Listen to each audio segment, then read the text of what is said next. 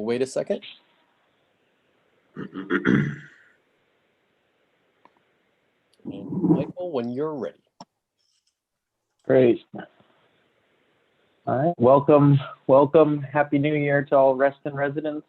Welcome to tonight's meeting on January 19th, 2021. We are going to establish a quorum, which I do in fact believe we have. I think Scott just joined, so we actually have 6 now, and Dan is on, so we have everybody, so that's great.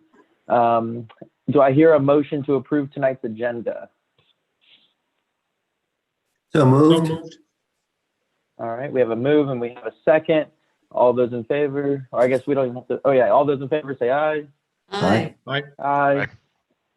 Great, and then we have a couple minutes to approve for tonight. I'm pulling that up now that Lisa sent me. So we're looking to approve November 17th, 2020, December 8th, 2020, and January 5th and 12th of 2021. Do I hear a motion to approve those minutes? So moved. I hear a motion. Do I hear a second? Second. Great. All those in favor say aye. Aye. Aye. Aye. Motion passes unanimously. All right. So tonight we have 3 things on the agenda. We're going to unmute the parties once we get to those specific agenda items. Just please refrain from making any comments if your mic happens to not be unmuted. Or happens to not be muted, please wait your turn to speak. And if you're an affected party, we'll get to you after the application is presented by the parties involved. So right now I'm looking for any general member comments that are not in reference to an application tonight. If you have any general member comments, I don't think anyone registered with RA to have any, but sometimes there will be some people on. If not, we will move into the agenda. So the first item on the agenda tonight, we have 11678 Stockbridge Lane. I believe we have a Michael Williams. Is Michael on? Yes, we are. Great. Oh, do you need to see it? Okay. Are we not on? So staff will bring up the application. They're the ones in charge of the presentation. So if you, as you're kind of going through it and you need them to stop or show something, just give them a holler and let them know. So if you could kind of give us a brief overview. I believe this is an appeal. There was an appeal of a consultation. They went to panel. And then now it's been appealed to the full board. Is that my understanding, staff? Is that correct? It went to con and then it was appealed to panel. Well, it was a request for panel review, and now it is an appeal of the panel decision. Okay, so the way the appeal works with our process, Michael, is that you guys need to prove that there was either a misapplied guideline or that there's new information available. So once we determine if the appeal is acceptable, we'll take a vote on that. Bruce and Scott will not be able to participate in that vote. And then once the appeal is heard, and if we grant it, then we will hear the application over as it's brand new. So that's kind of where we stand. So if you would go ahead and kind of state your case for appeal. Okay, this is Mike Williams. Thank you. I thank the board for hearing our appeal. I will not read through what I had written and given to Trevor, but I wanted to kind of summarize. On the appeal of decision A, which was a paver, pavers on the side of the garage, on that dark side of the garage to the right. It is 5'4" by 16, but it was put in by the previous owners. They had it professionally installed. It is level. It has drainage. It is appropriate. They did not get board approval before doing this, and this was the cause of it coming up in the inspection. The decision from, I believe it was in November, that we are appealing is that accepts this patio, but requests that it be reduced in size from 5'4" by 16 to 4'5" by 10 foot. My appeal basically is that I think this is a misapplication of the design guidelines, and that I could find nowhere in the covenants that one defines what a patio is. So not having that in the covenants, I had to go to the dictionary, and every dictionary I consulted gave that it's adjoining to a house and it is for lounging and dining and or other recreation. This is basically a hardscape for trash bins. So I don't see that. The other part of it is basically that the size that was given that it should be reduced to seems arbitrary, because I couldn't find any standards in the covenants that say why it should be 4'5", 4.5 feet by rather than 5 foot, or why it should be 10 foot versus 16 foot. So that is really the main part of our issue with that. To try and redo this would be probably as big an undertaking, at least in my amateur view, than as putting it in the first place. So that I'd like to put up for consideration, because it's reducing the size by a little bit is probably going to do more damage than I want to do, and cost more than I want to pay for it. The second item is on the front stoop, and it is the railings. The previous owners, when they had the house re-sided, and I believe it was probably before they put the addition on, but I'm not certain, that the Hardy siding contractor suggested to them that they not put those things back up. They agreed with them, and this is just based on the documents that the Holloways had submitted. They were unaware of the need to have design review board approval before removing those items. And so they're gone. They're not stowed away in a garage somewhere. They're gone. Personally, we don't think that it helps the aesthetic of the home. And looking around the neighborhood, we see that the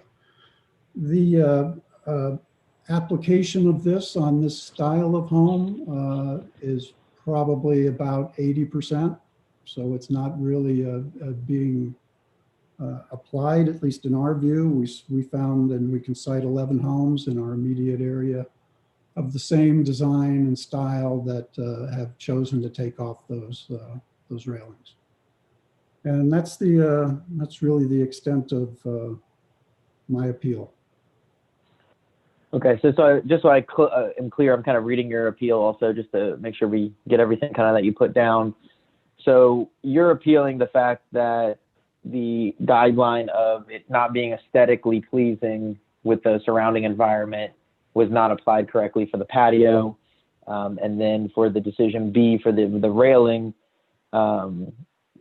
you're saying the same kind of deal, that the same aesthetically pleasing of the guideline was not applied correctly.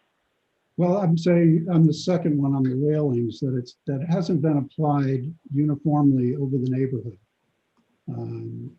I feel like it's not going to be applied to 20% of the houses. That could be, that it doesn't need to be applied to mine. On the, sorry, with the pavers, you're right. I don't think that there's anything in the covenants that dictates that it should be 8 inches smaller in this direction and 6 feet shorter in the other direction. No, correct, understood. I guess what I'm trying to lean you towards is, right now we're hearing the appeal, we're not hearing the application. So all I can do, based on how I'm tied from the rules of kind of how the DRB runs, is you guys have to say what design guideline was misapplied, and then that's what we're going to say, okay, yes, that the design guideline, this was misapplied, and then we will hear about whether the actual design is appropriate or not. It's really nothing to do with the design at the moment. It's strictly just whether we're going to hear the appeal and grant you the appeal is essentially what I'm looking for. So, well, I guess what I was hearing on the first thing is that you feel that the patio is set into the contour, was professionally installed, and it utilizes proper materials according to our process here. On staff has it up on the board right now, kind of what kind of defines our patios. I would almost consider this almost a walkway and not a patio. It's not really obviously the definition of a patio, like what you had read, is where people sit and whatnot. So, but that's where I'm trying to lean us, is that we have to grant the appeal first before we'll hear the application. So, would you concur that that's what you're saying about the patio? Yeah, I apologize if I don't understand the process, but yeah, you're right. I don't agree that it's a patio, and It's a pad. it's a walkway or a pad of some sort. Right, and you feel that it sets within the harmonious design of the community surroundings, and you feel that guideline was misapplied. I do. Okay, and then for the railing, kind of same deal. That yes, it was an original item on the property. There's some houses that have them. There's some that don't. But it doesn't. Once again, it doesn't make or break the house's design, and that once again, the harmonious design feature of the existing element is not adding to the architecture. So once again, that guideline was misapplied. Well said. Okay. So does anybody have anything? Mike B, do you have any questions or anything? No, I would agree with your assessment that it's not, I wouldn't have classified it as a patio either. So I don't have any additional comments or questions at this point. Okay, Sanjay, did you have anything, questions about the appeal itself? No, I think I'm okay with that. Okay, Karen? I'm fine with it. And because I also think that there's kind of some new information, and that the pavers are actually not sized in order to be able to make in order to create the dimensions that were stated. Gotcha. Okay. And then Dan, did you have anything about the appeal? No questions. And then Bruce and Scott, I know technically you guys can't vote on this, but did you guys have anything else to add of why you guys decided what you did on the decision? Yeah, I would say that both the staff and our panel, looking at the guidelines, viewed this as, when you read the definitions of what a patio is in our guidelines as opposed to the dictionary, understood it to be whatever subjectively it was thought to be, it meets the definition in our guidelines as a patio. And it was never, I think to call it a walkway is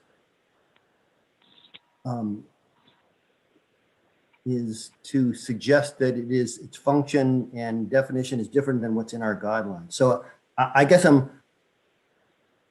I would prefer that we look at the guidelines and not try to suggest that it is something other than as it's defined in the guideline. So, and once you look at the guidelines, as for a surface placed where it is in reference to the yard, it does meet the definition of a patio.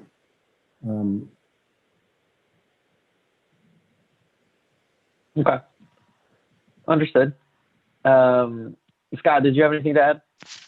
Yeah, I think, if I remember this correctly, I think the applicant was able to make it to when we made this decision. So we were kind of looking at it in a vacuum, just in a pure black and white. Is it compliant with with certain dimensional requirements and what is required with the railings being there. I think after hearing the appeal, I remember, Bruce, we talked about it, and personally, I think it makes sense for the railings to be removed within the local context of the house. I do agree. I think it looks nicer without them, but that's my opinion. In the pad, I recall, I think staff found there was a lack of compliance with the overall dimensions. But then again, I know this is a pad I think it's being used for trash receptacles and things like that. So, and I want to say it was 4 feet was the maximum dimension out from the garage. If I remember this application correctly. But overall, yeah, I don't have any strong objections to the appeal. So I guess at this point, board, we just need to decide if anyone wants to make a motion to grant the appeal based on a misapplied guideline, or if there's new information, and then we can talk about the rest of the application. So does anybody have a motion? I move that we hear the application. Okay. Second. And we have a motion to grant the appeal, and we have a second by Sanjay. All right. So any further discussion on? Yes, on this I would prefer that if we make a motion like that it include the specific guidelines that were misapplied. Okay. So Just Karen, do you have for purposes of knowing how to apply it again. Yeah, understood. Karen, do you have a specific guideline that you feel was misapplied? Well, for me, I was more coming at it from the notion that that perhaps the people that the ones that made the decision that the patio should be a different dimension, they may not have been aware that it was the size, the modules that they were working with, and which didn't really permit that to be done without very strange contortions. So more of a new information based on the constructability of the request that was made from a sizing standpoint. Okay. Sanjay, are you okay with that Yes. explanation? Yeah. My Okay. only point is that was not a new fact. That was what? That was not a new fact. We knew that there was a cement base that had been applied and that the pavers were placed on top of it. No, but did you know the dimensions of the pavers? Of the individual Well, all I'm individual saying is pavers to that cover the size of cement it, that was covered? the size of it, the size of the stones that were put down were based on the modulars, the size, the width and the length of what the pavers were. And so therefore, the only way you can get it to be that size is to cut them all up and put them back. Yeah, which probably aesthetically wouldn't look any Well, I better. think it'd be very strange to cut them all up and put them back. I think that they wouldn't really look right. Are those 12 by 12s, or are No. they There's 18 16 by by 16, I believe. 16 by 16? Okay. 16. Yeah, I think that's what the application said. Yeah. Yeah, I think that's a fair point, Karen. Personally, I don't recall if there were any. Bruce, was this dimension of the pavers called out in the original application? I remember we were talking, we were guessing. Yeah, I mean, I can make it simpler. I personally think the application that was misapplied was that the removing of the railing does not detrimentally impact neighboring properties. Yeah, that part of the application to me, it's you drive around this neighborhood. There's some houses that have the railings. There's some that have different types of railings. This house had a completely different type of vertical picket railing that all the other houses in the area have horizontal. To me, that stuck out more than not having a railing at all. So to me, that was more the application that I would say, the guideline that was misapplied. The patio, I mean, we'll get to it once we actually start hearing the appeal. But that's more what I see. Can I add one thing, Michael? This is a question and not a comment, but was there and I may be mixing this up with another application. Was there an affected party that brought this on, or no? I think it was part of a POA. it was part of a POA, a resale. Okay. So I think All right. the applicant is bought the property. And they this was probably noted on their POA, and they're trying to get it approved, obviously after the fact that the previous homeowner, installed. Gotcha. Thanks. And there's just one point of order I'd like to make is the applicant himself has appealed both of these decisions based on a misapplication of guidelines, not on new information. No, I was just suggesting that might be considered, but I don't know if you can have them both ways. Well, Karen, would you accept that that the guideline that removing the railing is not causing detrimental impact to the neighboring properties? Yeah, absolutely. I mean, going through that Okay. neighborhood, there was almost everything you can imagine. Okay, so Could I ask Sandra, a do you question accept about that? that point? Do we know Yep. whether the others were done with or without approval of DRB?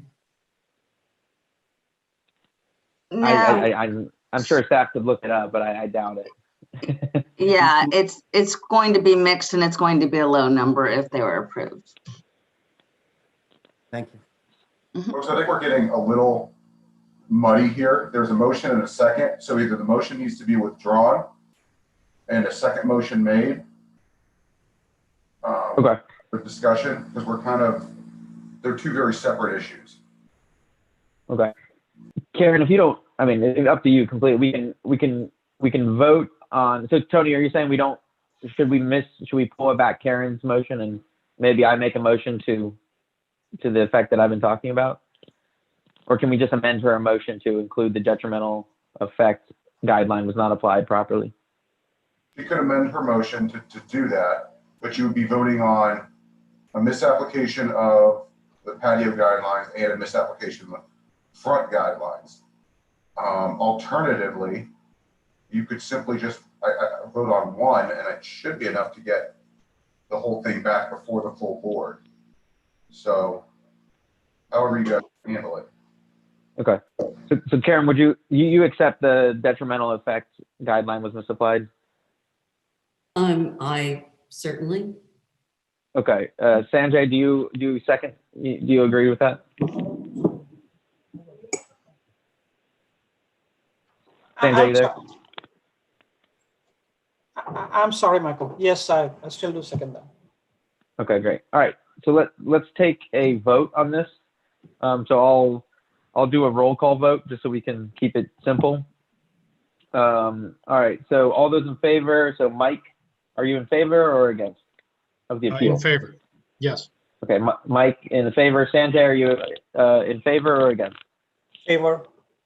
Okay, Karen in favor or against? In favor. All right, Bruce in favor or against? I can't vote. Oh, right. Sorry. Skip you. Dan, I'm just going down my list here. Sure. Dan, are you in favor or against? In favor. Okay, and I also am in favor. We have Bruce and Scott abstaining from voting, so the motion will pass to grant the appeal. All right, so Mr. Williams, are you still on, hopefully? Yes, I am. So the appeal's been granted, so I think we're all pretty familiar with what you guys are proposing or what has already been done with the property. Is there anything you want to add about the design, or you think you're pretty content with what you've presented so far? I think we're pretty content with what we presented. Okay. Well, let me go around and see what people, if anybody has any questions for you. So Mike B, did you have any questions about the application? No, I think it's pretty straightforward with regard to the railing. My only comment has to do with, again, it was something you inherited, correct, with the pavers? That's correct. Yeah. Okay, so, I mean, yeah, obviously I would have preferred them to match the stonework that's out front. That would be a little nicer, but again, for what we're talking about, I don't have any additional comments or questions. Okay. Sanjay, do you have anything? No, Michael, I don't have any additional comments. All right. Karen? No additional comments. Dan? Nothing for the applicant, but I think the one thing that I would think we should discuss a little bit then is if this isn't a patio, what is it? Do we have something that captures this? because I personally have no issue with the concept of what they've done in either case. But I agree, one, that the pavers aren't that attractive, but they were inherited, I guess. But what would we call this if it's not a patio, if it's not a walkway? Do the guidelines contemplate just a paved area for something? Yeah, I mean, I think by definition, it's still a patio by our guidelines. It's obviously it's not in the sense of the term patio, but it's, patio, maybe we call it a patio way. I mean, it's under the same guidelines. So it needs to be set within the contour of the land. It needs to be installed professionally. It needs to, be of proper material. They have the guideline right here. And we basically would determine whether this patio or walkway or patio way, whatever we want to call it, meets those guidelines. So I think that's where it kind of sits. It's kind of like the same way if we were, looking at, we technically even call front stoops patios, even though it's a front stoop. It's still considered a patio under our guidelines. Scott, did you have any additional questions for the applicant? Nope, no. Bruce, did you have anything to add? No, I'm good. So the only thing I have the same kind of concerns about the patio. The modular block, and it doesn't meet our guidelines for patios. The railings, I don't feel impact the neighborhood design, so I'm okay with the removal of those. But the patio itself, I think if it was the flagstone that matches the front, I'm assuming they probably put this in before they re-stoned the front patio, because the patio used to be brick, and then the brick would have maybe tied in a little nicer. But then this is kind of the modular fake brick impersonating patio that to me just doesn't visually agree with this property.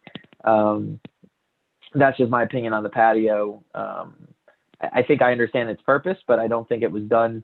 And I don't know if I agree if it was put in professionally, because every picture I've seen is just full of weeds and doesn't really look like it necessarily is the most level or kind of properly sloped way. So, and I also think it's way oversized for what its intended purpose is.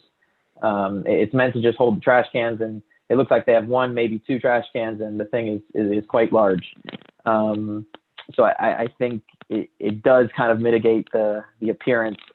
And I also we don't have a plat, but I don't even know if this is within 10 feet of a property line or not. I know the lots there are pretty tight, so I'm not sure where that stands in reference to that requirement as well.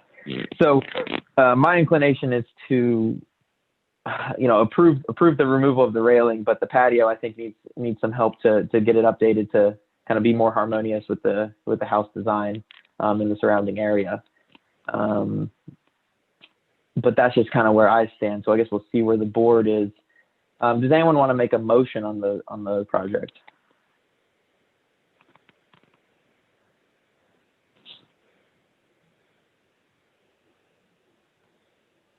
You want to take this two at a time, or one at a time, I should say, because I'd be happy to make a motion to approve the removal of the railing.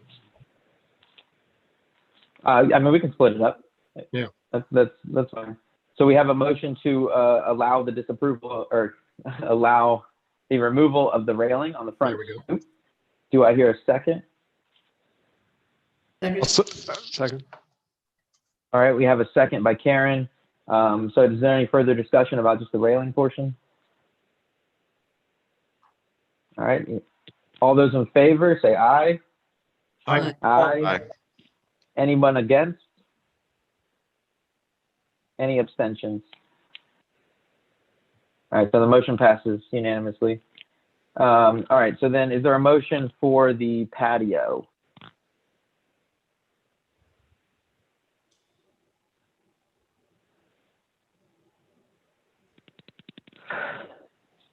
Michael, this is Sanjay. Not a motion, but I have a question. Can I still ask? Yeah, go for it. Yeah. Okay. So clearly, as you stated, this so-called patio, for want of a better word, is much larger in a footprint than the purpose that it has been built for. Could we be looking at a solution where we ask for a reduction of size of this one? So if they were to, for instance, take off one extreme strip on the outside, that would reduce the width and possibly ameliorate to a certain extent the any negative impact that we are seeing here. Yes, so I think that's what the original panel tried to do with what their kind of original motion was. They didn't necessarily, they approved the existing patio. However, they had requested it to be no greater than a size of 4.5 by 10 feet. It's, you know, the applicant was not, did not want to agree to that. So that's why they, you know, they appealed that decision of the actual sizing. But if we wanted to actually designate a different size, we definitely could, if that's your inclination. Yeah, that's what I was leaning towards, because I think for the purpose that it's been designed or installed, it is certainly wider than we need it to be. Can I say a little bit on that? I'm sorry to interrupt, but the trash bins that are in the pictures for the previous ones, we have the larger size trash bins. I'm just want to say that that's a little deceptive. Okay. And so also the other thing I want to point out is you guys inherited this and I guess agreed to it when you bought your property. You were aware of the issue when you bought your property and understood what that implied, correct? Yes. Okay. All right. So Sanjay, did you want to make a motion or you just have a question? Sure, if you want to take it that way, then I can make a motion to approve the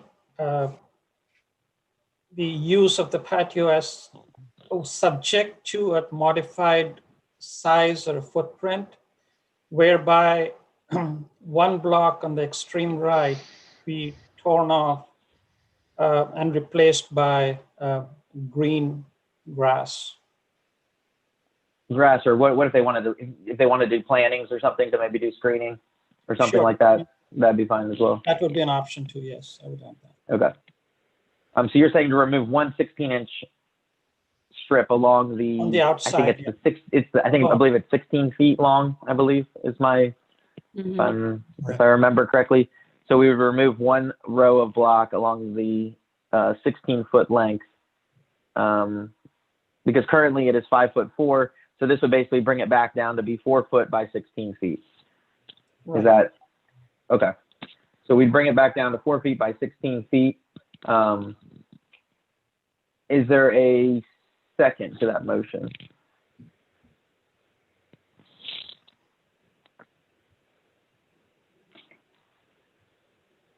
I'll second it. Okay. Oh, all right. So we do have a second from Mike V. Any further discussion? Yeah, I was Anybody trying have to anything to add? understand what the basis are. Is our view now that it's compliant in some way or not compliant in some way? It is too large, so it's aesthetically unpleasing. I'm just trying to understand what the basis of this, because I see again in other places where people want to have places to put their garbage, and I just want to know how to apply this viewpoint going forward. Yeah, I mean, I think personally, Bruce, you guys had it right the first time with your kind of shrinking it down to 4.5 by 10 feet. I think, you know, the language made it a little awkward with the block. I mean, you know, the language said no bigger than, so to me, they could have, you know, done it at 4 foot by 9'4", and it would have met the guideline, you know, what you guys had requested. I think the size is what's kind of driving me to not aesthetically like it right now. I personally don't like it at all. But I do understand its purpose, and, you know, I can be sympathetic that it was, you know, part of the old homeowner put it in. I personally would love to see it be flagstone to match the rest of the flagstone on the property and match the blue of the house. I think it would just look a lot nicer. I don't like these, you know, cheaper modular block, but it's already there. I don't want to put too big of a burden on the homeowner, but I think if we work within the modular sizing and can kind of downsize it, I think we could, you know, at least come to a reasonable kind of conclusion to let them keep it, but, you know, bring it down within a reasonable size like you guys had originally originally had said.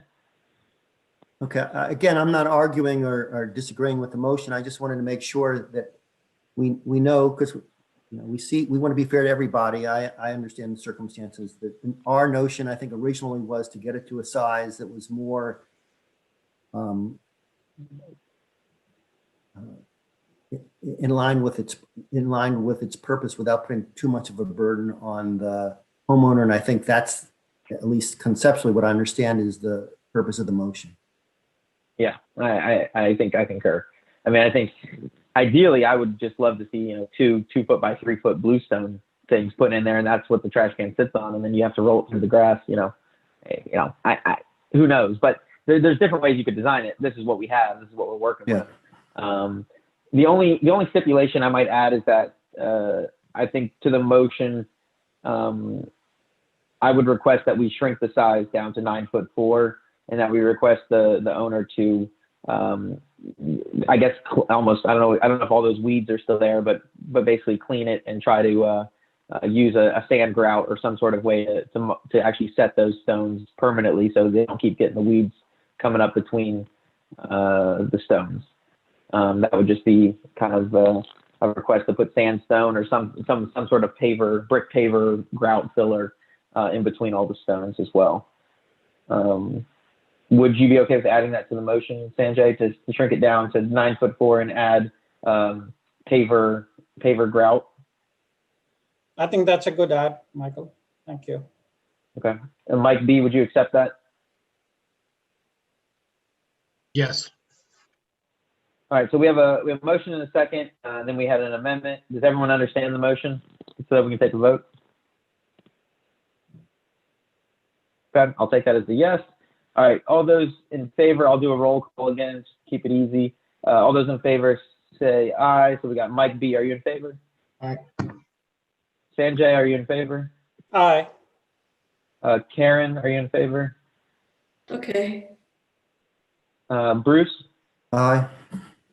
Dan? Aye. And Scott? Aye. And I vote aye as well. Motion passes. All right. Thank you very much. We will move on to application G. So this is for USGS equipment done by Resident Association in a couple locations. And I assume, is Larry going to present, or who's presenting for RA? Yeah, I'll go ahead and start, and then I'm going to turn it over. Okay, great. All right, good evening, everybody. What you have before you is an application to install 2 stream gauging stations. And the purpose of this is to advance the science of stream restoration with additional monitoring capabilities that we don't have right now. And this is being partially funded by the Resource Protection Group, a nonprofit, and USGS won the bid to do this. We're very happy about that. They're local, have a lot of experience, to do this. And for most of you, probably have an understanding of the stream restoration that started back in the 2000s, and construction started in 2008 on the upper reaches of Snake Den. And we had construction up until about 2 years ago. And so we've had it, about 10 miles of urban stream restoration, one of the biggest stream restoration projects in the country. And the interagency review team, which is essentially the Corps, Fish and Wildlife, Virginia DEQ, they're interested in what are the long-term ramifications of stream restoration, both in the urban context and the non-urban context. And so also extremely supportive of doing additional monitoring beyond the required 10-year monitoring that Northern Virginia Stream Restoration, working with Wetland Studies and Solutions, had done already. And so this is going to take a lot more monitoring, a lot more data, real-time data, which is the need for these stations, to get a better understanding of what's happening with the ecology, dissolved oxygen, chemistry, and so forth of these urban streams, and also to look at it from a habitat standpoint and see if there's an ability to reintroduce, for instance, native mussels to improve water quality and things like that.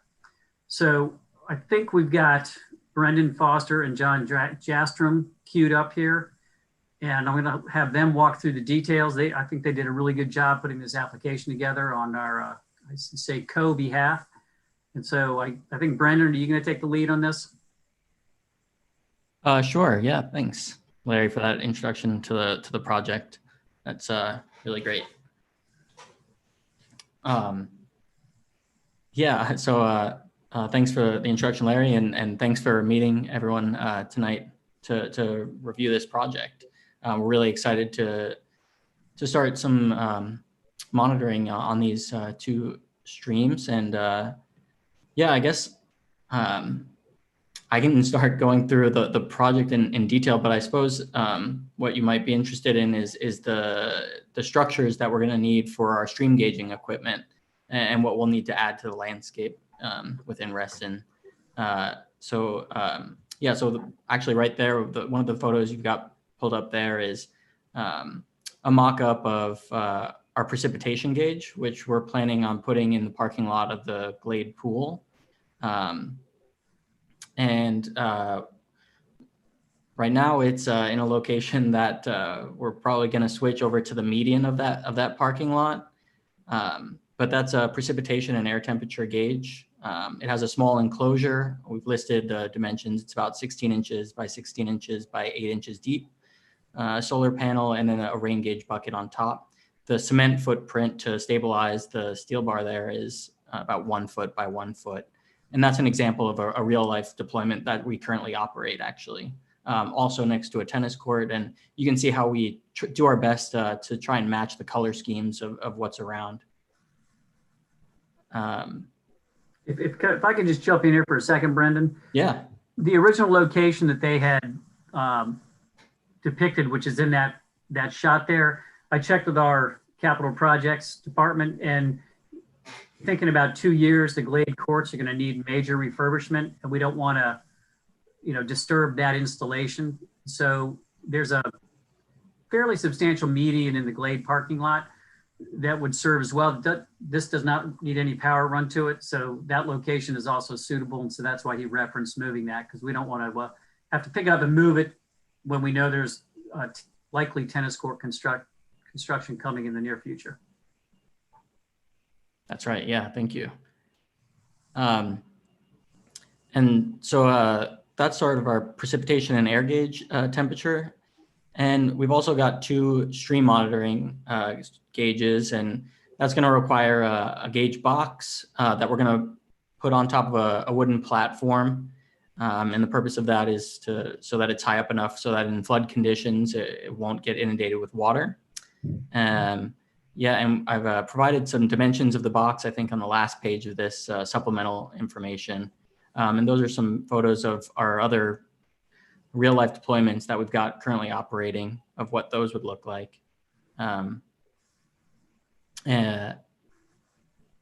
Yeah, so there's one, I've noted the locations.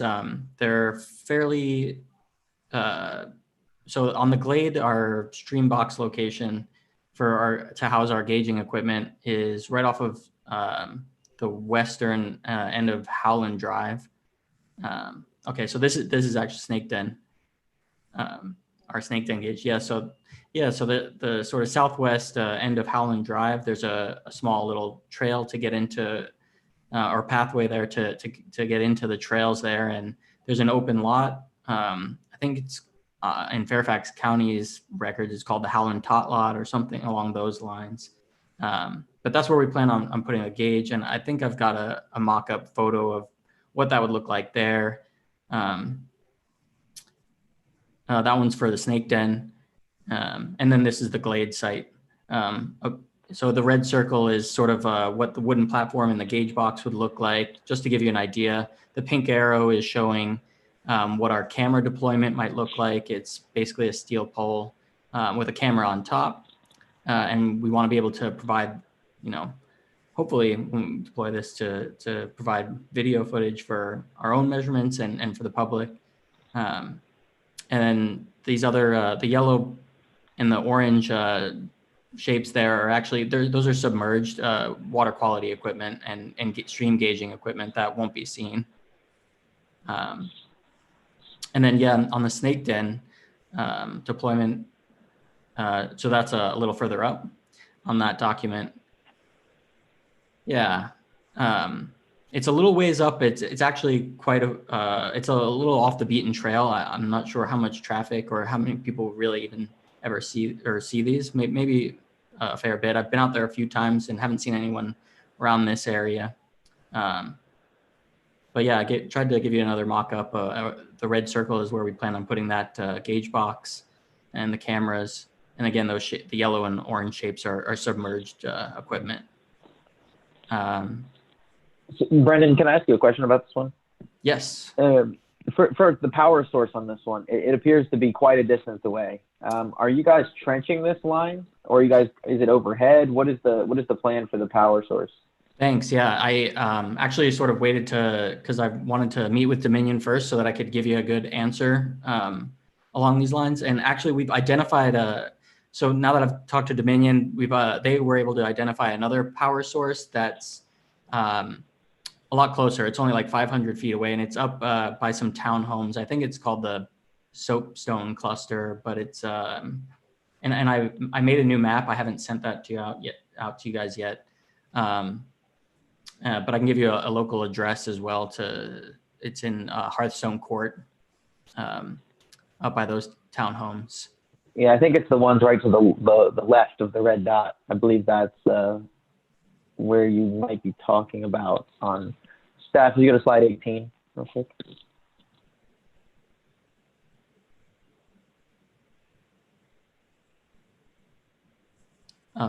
Slide 18, staff, please. So it's probably that clustered directly to the left of the red dot. That's right. Yep.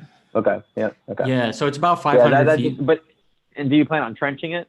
No. So Dominion's gonna, for both of our Glade site and the Snake Den site, they'll be boring underneath the ground into conduit, so they won't hopefully have to touch it again. But there won't be any trenching involved. That's what our project designer has told us so far. So all the impact is gonna be below grade. So you're not gonna try to hopefully not hit too many. Are there any major trees or anything that you're going through in those locations, or you think you'll be fine? I think we'll be okay. Yeah. I think we're going to be able to go underground enough that, and she's even, our project designer at Dominion was also considering routes to try and avoid and all the rest to sort of minimize our impact as best we can. Okay. Okay, great. Sorry to interrupt. Those are just questions I had right off the bat. Right. And so on that note too, in the Glade, yes, as I mentioned, they're also planning on boring and going underground. It's only about 150 feet from our anticipated power source, which is where, so on the next map down there on 19, that is where they're going to draw power from. It's about 150 feet from where we're going to put our gauge box. And they'll be boring and it'll all be underground. Yeah. Let's see. Yeah, I guess maybe I don't know if I can clarify anything else as far as the particulars of what equipment we'll need to put out there, and that'll be visible to people going by. But I can take any questions if you have any.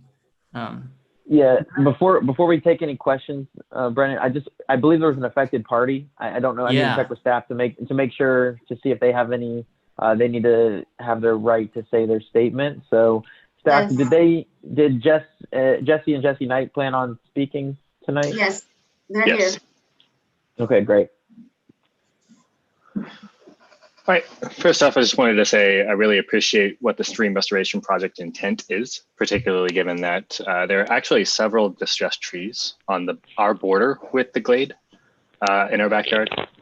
I just have a few questions, and hopefully they do have simple answers. And they're related to the installation and maintenance of the equipment. So the first question is, during installation, will the power to the substation need to be cut? Thanks, Jesse, or Mr. and Mrs. Knight, for your questions. And I actually wanted to respond to you sooner, but I wanted to check with Dominion and ask them specifically about your question so I could give you a good answer.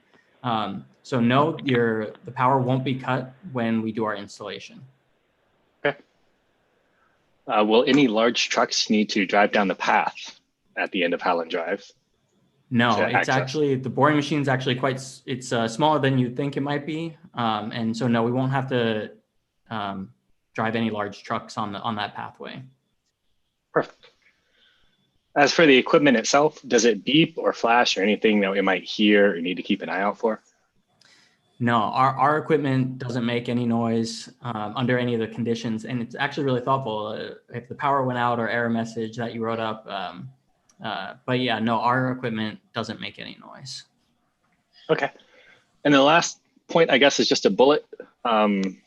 For some reason, our side of Howland Drive, so the other side of the street on Howland Drive, they rarely lose power, but our side seems to lose power once every couple of months, or we get a power surge. Just wanted to make you aware of that. It might be related to that substation or not.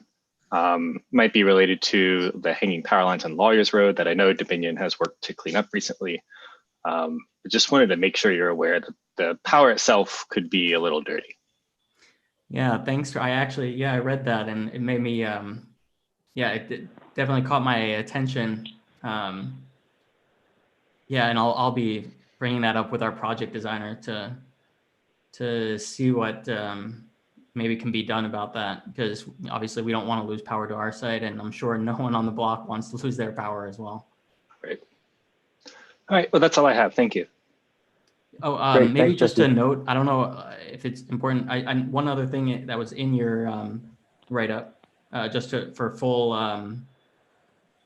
sort of completion on this, was a notice about noise of work days and along those lines. And basically, we can let. My plan is to let Reston Association and all of the affected parties know about when we'll need to do this boring. As soon as I find out, I'll be letting everyone else know about the date that'll occur. So if you want to make plans for working somewhere else other than your house or whatever that might be. Okay, great. All right. Hey, Michael, could I make one just procedural comment? So typically we don't get questions from the affected party. The affected party gives a statement. So we do have a lengthy item on the agenda tonight. So I just wanted to set the expectation that that's not normal procedure to ask the applicant questions during the affected party statement. Yeah, I figured he could get him in under 3 minutes, but I do agree for what we have on later. It's a good point, Cam. Thank you. So from a board standpoint, Mike B, do you have any questions for Brandon? I do not. Thank you, sir. Sanjay, did you have any questions about the equipment or the locations? No, thank you, Mike. Great. Karen, did you have any questions? I had one really quick question that doesn't really have to do with the equipment necessarily, but is that a running stream all the time? Yes. So where we're going to be doing our stream gauging, that it is running all the time. Okay, thank you. Bruce, did you have anything? I do not. Dan, did you have anything? No, I don't. Scott, did you have anything? No. Yeah, the only thing I had a question about, so for the pole for the camera, so it says it's about 10 feet tall, give or take. Was this just going to be a galvanized pole? Are you going to paint it black, kind of like a light pole, or is it going to be dark bronze? You know, kind of roughly what you're going to do, or paint it brown, or, kind of how are you going to camouflage it? Yeah, so that's fine. We were actually just talking about this today, and so we'll do our best to blend it into its surroundings and have in mind, what the landscape might look like under winter conditions, spring conditions, and so on, and during all the different seasons, and try and blend it in as best we can. I think a matte finish would be look good, at least at the Yeah, very I least. think like a bronze, like just like a normal bronze color, I think would probably, it's kind of like a brown color, but the bronze, and that way it's, instead of being painted, it's actually like an anodized on, so that way it doesn't have maintenance issues down the road and become an eyesore. That's just my suggestion for it. My other question would be for the cameras you had mentioned, potentially the public, would Reston potentially would we get ability to put this like on our website or have like a live feed of the stream levels and things like that people can see? Yeah, so all of our data, all of the water quality data, the hydrology, all of our data will be publicly available. Okay, cool. So maybe we can find a way to put that on our site, Larry. Yeah, yeah. And what I would be most interested in is particularly during some of those really high water events, people will be amazed at what they see. Yeah. Well, very cool. So I like this. So is there anyone who has a motion that they'd like to put across the table? This is Dan. I'll move that we approve as presented. All right. Is there a second? A second. Second, I think that was Scott who seconded. Any further discussion? The only thing I would say is I'd recommend that the pole be a bronze, an anodized bronze color for the camera pole. But that's the only one that I didn't see really had any formal kind of color or anything called out. Everything else is good to go. Dan, would you accept that amendment? Yes, I would. Scott, would you accept that amendment? It was Mike. It was but Mike. Yes, I Oh, will. sorry, Mike. Sorry, Mike. No Would you problem. accept that? Yes, sir. All right, great. All right, so we'll take a vote. All those in favor, say aye. Aye. Aye. Aye. Any nays? Any abstentions? All right, the motion passes. Thank you for your time. Thank you, guys. Thank you. Thank you all. Hey, Larry, Have a good night. are you Oh. staying on for the next one? Yes, I am. Because I have some stormwater questions for that one as well. Oh, I just want to make sure you're on. Not on for you. I just want to make sure you're aware and on it. Yeah, so. no, I'm in. All right, cool. All right. Moving on to Vantage Hill. So we have Vantage Hill. They're back for, I believe we gave them in concept approval last meeting. Is that correct, staff? I think we deferred it. I think we deferred it. Yeah, this is coming back. We seeking. defer? Yeah. Okay. Oh, you're right. Deferred. We did defer it. In concept, they're looking for in concept. I guess we'll see what they're looking for approval tonight. So just so everyone knows, for all the affected parties on the line, we're going to have the application presented. And then I have a list of affected parties. I believe there's about 10 of them. Everybody will get 3 minutes. And you'll have 3 minutes to showcase that once the application is done. And then if you didn't register as an affected party, your time, make sure you put it in the chat that you maybe want to talk, and that way staff can grab you and you guys can go on at the end. Okay. So is the applicant here from Craftmark and from Vantage Hill? Yes, thank you very much. My name is Lynn Strobel. I'm here this evening on behalf of Vantage Hill Condominium and Craftmark. And I know that you all are familiar with this proposal, but just very briefly, I will say that it is to permit townhouse development on an area of the Vantage Hill condominium. And in that area was previously a swimming pool that has been in disrepair for quite some time.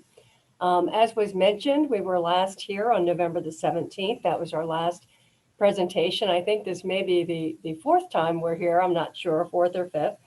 And we appreciate the opportunity to come back to you. On the day of that meeting of November the 17th, we did request approval of the plan in concept. That is what we are also asking for tonight. We are looking for conceptual approval. On November the 17th, a decision was deferred because there was a request for more information. And just very briefly, there was a request for 3D modeling of the overall site. There was a request for view sheds from main streets, including Wainwright, and also additional reevaluation of alleyways, sidewalks, and driveways. So we were asked to come back to talk to you about some specific things. And then since the meeting that was held, I do want to mention that we had 4 specific questions regarding stormwater management. So this evening, we are going to present to you some additional materials, maybe go over some of the things that we have changed as this has evolved. And hopefully we will answer those questions on stormwater management. Aaron Vincent is here from Walter L. Phillips to provide some very specific answers. So again, we're asking you for conceptual approval, and we do appreciate the need to come back to this group to get approval of architecture and materials. So we know that this is a first of many steps, but really appreciate your consideration. And I'm going to turn this over to, I believe I'm going to turn it over to Rob Schuman from Vantage Hill Condominium to say a few words. And before I do that, if I could just ask, I know that sometimes when we're not speaking, our mics get muted. If all of the people on our team, if our mics could stay on for the duration of the presentation, because last time I wanted to add some comments and I couldn't do that. So if that's okay with you all, we would appreciate having our mics on for the duration of the presentation. So I thank you, and Rob, I will turn it over to you. Great. Thanks, Lynn.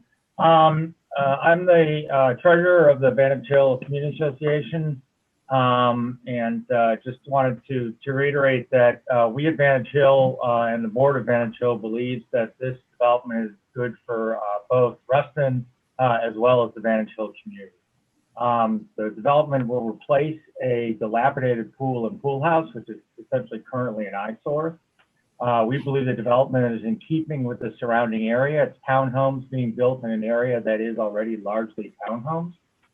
It's scaled appropriately for the area. The buildings are 2.5 stories. They fitted well in the neighborhood. They are not out of place in any way, shape, or form. The community will add additional people to go and take part in Lake Ann and to support those businesses, which are always on the edge of survival, and the area was intended to have more residents. This development will make stormwater better than it is today, unlike most developments, which is a good thing. And it will provide needed funds for Vantage Hill to continue to remain a strong, vibrant member community in Ruston. So, but Vantage Hill would like to thank the DRB and all of the affected parties who've taken part.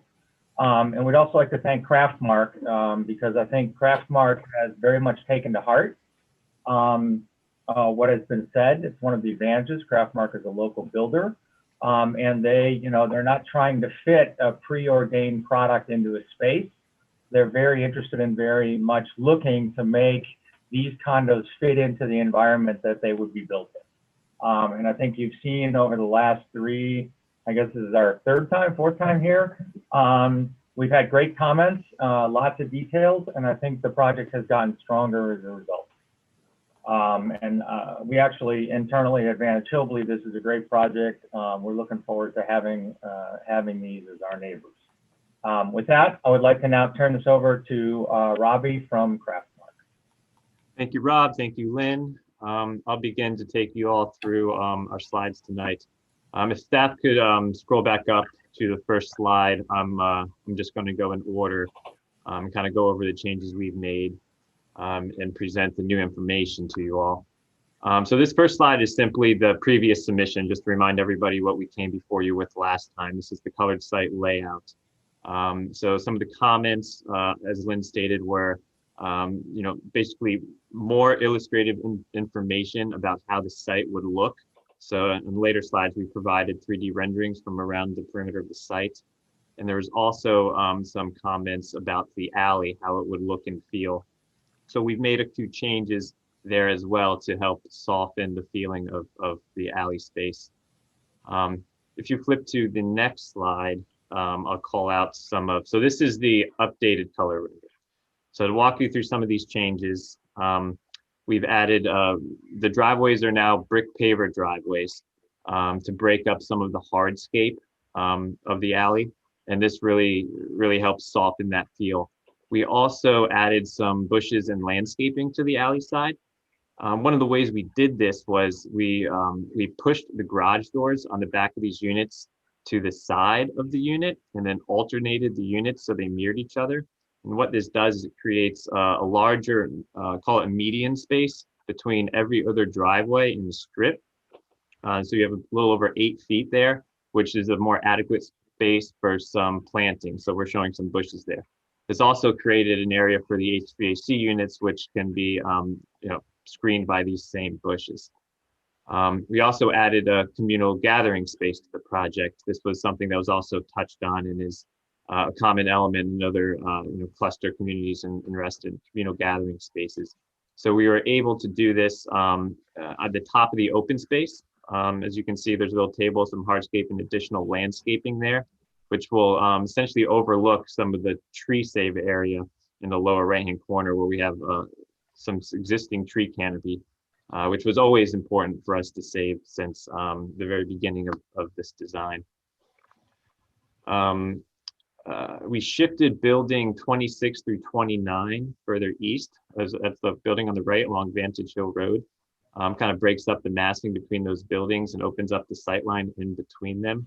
And we added some additional screening trees along the alley. You can see them on the top and bottom of those parking spaces, on the left side of the alley turnaround, and on the south side by the trail. I also wanted to note that this design, it doesn't require any retaining walls, which is no small feat. For those of you that are familiar with the site, there's significant change in topography from the top to bottom. So we are able to design the site without requiring large retaining walls or any retaining walls for that matter. And just another reminder that this also avoids any disruption to the existing trail on the south side, so that will remain open during the project. The next slide shows the camera angles that we're about to present. So I'm noticing this now as you pull this page up, but there's 4 camera angles starting in the lower left-hand corner. There's camera 1, and then going clockwise, camera 2, 3, and 4. About a week ago, we got a request from the chair to add an additional view angle, which we were able to do short notice. That was camera 5 from the trail on the south. I'm seeing that might not have been uploaded here. I don't know if there's if it's going to be later in the slide, but this page was updated to show cam 5. If we could ask the individual running the presentation if there is the slide with camera angle 5. It's here. Okay. It is here? Okay. Yeah. Oh, very good. The next, then we can continue on the next slide and I'll walk you through the 3D renderings. So obviously these are our best attempt to render the site for illustrative purposes and what the site will look and feel like. So we've actually have 2 renderings of the first 4. We have a rendering that shows what the site may look like at project completion or when at the time everything is planted, because there's a considerable amount of new trees going in. And then this next slide down is the same view angle showing what the trees may look at. Sorry, back up. This one. That's the same view angle with showing a more mature tree, maybe at a 10-year growth size. As you can see, this is the first cam angle. So this is going to be on Rainwhite Drive to the south of the project at the entrance to the trail to the south. As you can see, the alley's not very visible from the street. You see a little red brick paver there. There's some screening trees there that will get bigger over time as well. The next slide is from the corner of Vantage Hill and Wainwright Drive. Again, this is showing the smaller trees closer to what they'll be at time of planting. And then the next slide down will be the same view angle. Nope, one up, we skipped it again. The same view angle, but with the larger tree growth at maybe a 10-year maturity. Again, you can see the alley is ever so slightly visible through the trees. And it sits lower than Rainwright and Vantage also, which is important to note because we did push the site into the ground. One of the changes we made last time around when we deleted the second entrance on Vantage Hill. So that alley sits lower than the primary streets around it. The next slide is going to be one of the view angles from Vantage Hill. Again, at time of planting, and the next one down will be once the trees grow a little bit. And then the next one down is one of the alley views. I know the alleys was one of the comments we made that was made before. So this shows what the alleys may look like. This is from the east side, the Vantage Hill side of the project, looking down the alley. You can see the red brick pavers, the HVAC units behind some bushes, some trees, some foliage visible from the alley to help soften the environment and soften the hardscape. And Cam 5, I'm glad it was included. Thank you. This was the additional view we included when requested to show what it may look like from the RA trail. Again, you can see through the trees some of the red brick driveways and the HVAC units, which are screened. Yeah, thank you for guys getting that. I know it's short notice, but I just, it's the most kind of heavily trafficked from an RA member standpoint on that trail. And I just felt like it was very critical to kind of see that viewpoint. So I appreciate you guys getting that in there. Understood. Thank you. And that's the end of the rendering slides. I'm going to hand it over to Aaron Vinton with Walter Phillips to go through some more technical engineering data related to stormwater and landscaping and coverage. Sure. If you could go to the next slide. So there's not anything particularly dramatic here. What we wanted to show here is an updated landscape plan where which is what informs some of the angle point renderings you're seeing. Some of the changes we've made, we have as Robbie mentioned, we added some shrubs in the enlarged islands between driveways to soften the view of the alley and to help to screen some of the HVAC equipment. We've also beefed up the landscaping to help shield the view of the alley from the corner of Wainwright and Vantage Hill, which we think is a move in the right direction. And then we've also added some additional landscaping at the south end of the alley between units 8 and 9 and the RA trail. And then you can see here that we are also proposing some landscaping around that communal plaza area. One of the things we have not done here is we have not changed the amount of tree preservation. So we are still providing a significant amount of tree preservation to the south and to the east of this site. If you can go to the next slide. So again here, this is just an updated grading and utility layout. This is generally unchanged for the most part, other than accommodating the changes that Robbie had previously mentioned. You can see from the grading here, we are not proposing any retaining walls, which again, we think is a move, which we think is a good thing. And that's actually something we want to thank you guys for. That was input that you guys had provided, which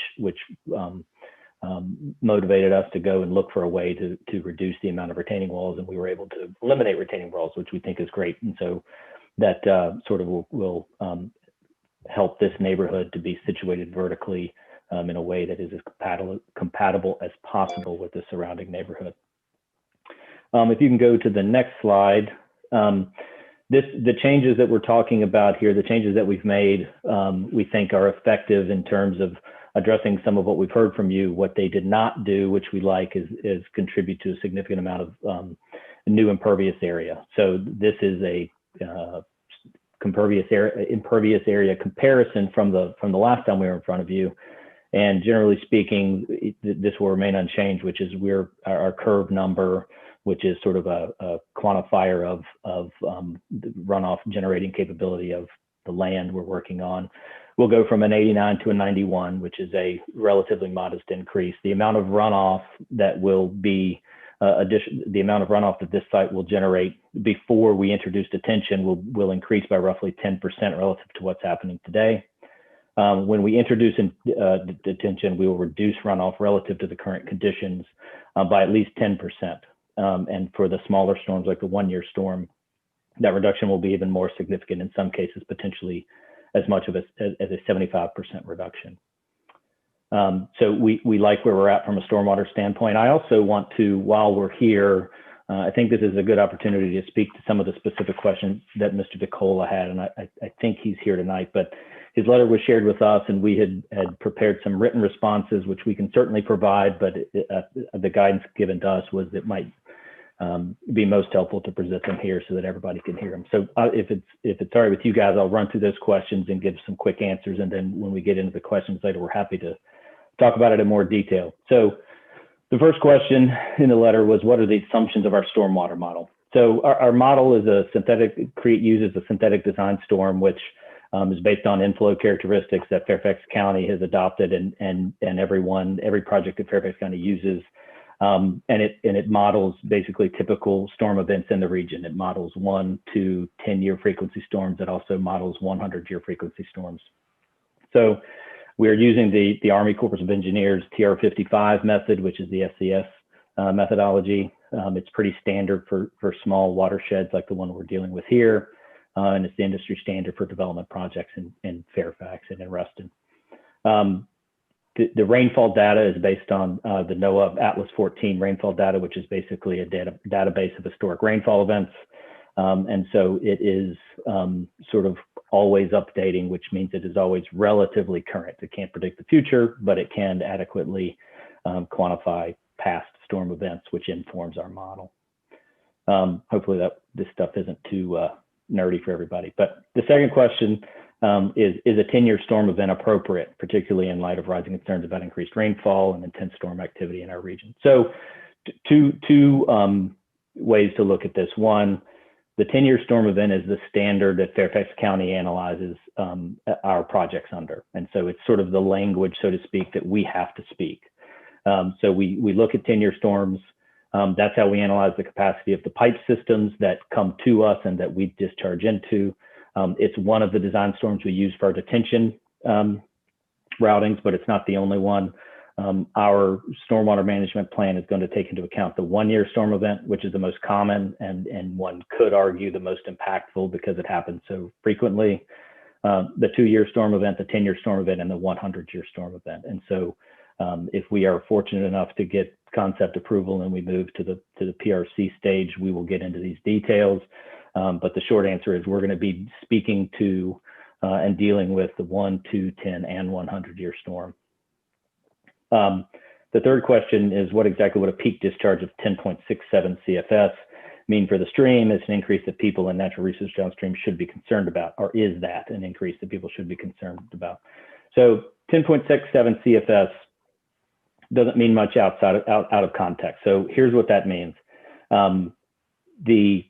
The current condition, the current amount of runoff leaving our site before we develop this site into that stream channel is 10.27 CFS, okay? Before we introduce detention, the development we are proposing would produce 10.67 CFS, so a 0.4 CFS increase. But when we introduce detention, we're going to take that peak flow rate down to preliminarily, we believe it'll be 9.25 CFS. So our development will actually decrease the 10-year storm event going into that by roughly 1 CFS. So somewhere in the neighborhood of a 10% reduction. And it would be a larger reduction for smaller storms. The fourth question, and I believe this was the final one, what does the model assume? Why does the model assume a basin slope of 0% rather than closer to my estimate above? This is really in the weeds, and it shows that Mr. DeCola certainly knows what he's talking about. But the reason that we have used a basin slope of 0% is because we did not factor basin slope into determining our time of concentration, which is a measurement that informs the amount of runoff you're dealing with. We used a more conservative estimate. We went with a 5-minute time of concentration, which is the smallest time of concentration interval that Fairfax County will allow us to use. What that means is the rainfall values that we're dealing with and the runoff numbers that we're dealing with are very high. They're conservative. They're from the conservative end, the high end of runoff generation estimates that we could be dealing with. And we did that on purpose. So that's why we didn't use the basin slope to factor into our stormwater management plan. So thanks for letting me speak to that. I appreciate it. And we can talk about that more if there are questions. If you could go to the next slide. And this, again, this is a repeat from last month. There's not much here other than to just back up the fact that we expect to affect somewhere in the neighborhood of 75% reduction in runoff for the 1-year storm, and a 10% reduction for the 2 and the 10-year storms. So we think we're going to improve the situation here in the net. And then the next slide. Again, this is from last month, but just a reminder, and if anybody was not here last month, that we are displacing parking with this development. And this just depicts where we plan to recapture that parking throughout the rest of Vantage Hill. And so the net result here will be that there will be this is the same amount of parking available to the current residents of Vantage Hill that there is today. And it will be dispersed throughout the site, which we think will ultimately be in a bit more convenient locations than the parking lot that exists today. So I think that's all for me. Robbie, I'll hand it over to you unless you think I missed anything there. No, thank you, Aaron. I'll touch on these last few slides here, which are also repeats from the last presentation. We wanted to include these just to remind everybody some of the changes that already been made. I definitely think the project has benefited from the process. So some of these changes, obviously we deleted the entrance, the second entrance on Vantage Hill Drive, and that improvement actually had a domino effect of improvements. We were able to lower the sites, increase landscaping, decrease impermeable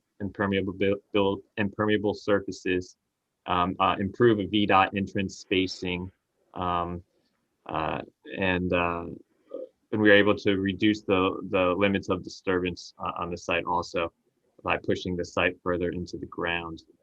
The existing asphalt trail will remain. A couple numbers to call out. The site lowered by almost 6 feet, 5.9 feet on the south side, and then 4.4, and then 4, and then up to 1 on the north side. The next slide shows this same concept again. That's how the site was lowered to follow the existing, more closely follow the existing topography of the site. So the red lines were our initial submission, proposed grade and proposed building height, and you can see that we were able to lower it with the deletion of that entrance last time around. And this slide also puts it in context on what the neighboring cluster buildings and their elevation. So as you can see, as you go across the page on the top, it's from an elevation standpoint within scale of the surroundings. And the last slide again is the same idea, just a different section. It's the north-south section B there, the before and after on the changes we made last time. So I'm happy with where the project ended up. I think it certainly benefited from the process. Even these last changes, having us take a closer look at the alley, I think those are winning changes. It's gonna feel better. I think that adding the communal gathering space is gonna help it feel better. Shifting the buildings on Vantage and opening up that sight line, I think is gonna help it feel better. So again, I thank the board for their comments so far, because I think the project as a whole has certainly benefited. That's the information I have tonight. I'll hand it back to Lynn to close up, and then we'll go from there. Well, I think that everything has been covered very thoroughly. I just want to reiterate that, we have made a lot of changes. I think that that's evident. We've really tried to address what I think is a, existing condition that Vantage Hill has been subject to for quite some time. I know this is not the first proposal that's been considered. I do hope it's the best proposal, and I think it's a good proposal for everyone, for this community, Vantage Hill, also for Reston and the surrounding area. So with that, I think that we'd be happy to answer questions. And again, we would appreciate your consideration for a conceptual approval so that we can continue this process. We'll have to go through a county process for various approvals, and then of course come back to you for the architecture and building materials.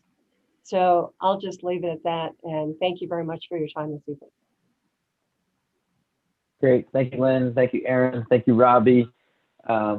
I much appreciate the changes and what you guys are doing here and the direction you're moving. So what we'll do now is we'll go through the affected parties on the package. I was sent a list of 10 10 speakers.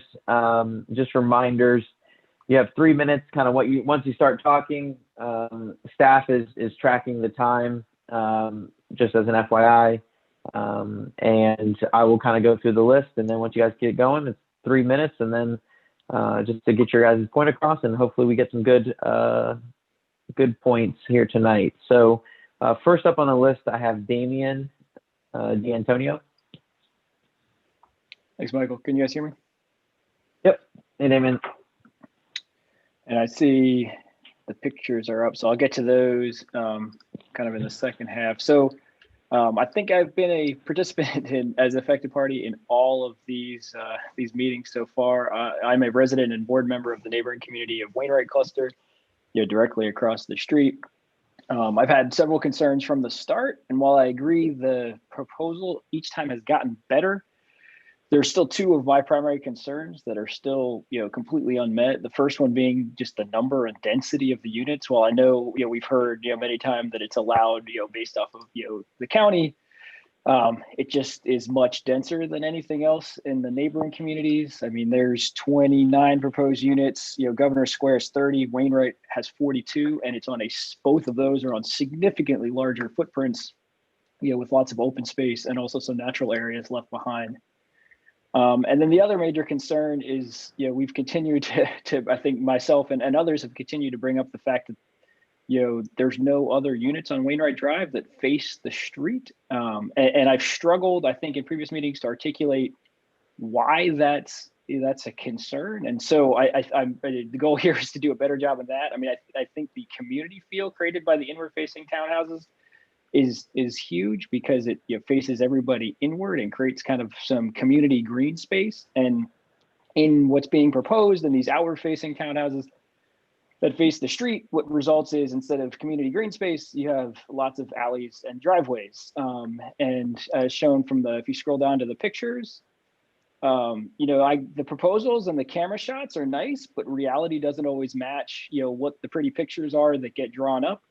And the reality is this, it's a little hard to see, it's further away, but you get lots of cars, you get lots of trash cans, it's not kind of the pretty picture that's painted, where if you scroll down, the next three images are of the common spaces in the upper, middle, and lower Wainwright cluster, which instead of alleyways is green space, it's trees, it's grass, it's landscaping, so just a very different aesthetic, and it also serves a purpose for community gathering space. The first image there of the big grass area, that's where my kids play and interact with all of the other neighborhood kids, and where we've had some like COVID social distance gatherings, outside with neighbors. So there's a huge benefit to having that inward facing feel, and I just wanted to make sure that came across as not just objection of this is different, so it's bad, but I think it's the reason why all the other neighborhoods is there's very positive impacts that come from that.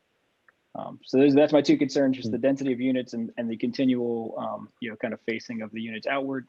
Other than that, I agree there's been lots of great improvements, but still a couple of major concerns. Great, thanks, Damian. Next up, we have Graham Farbrother.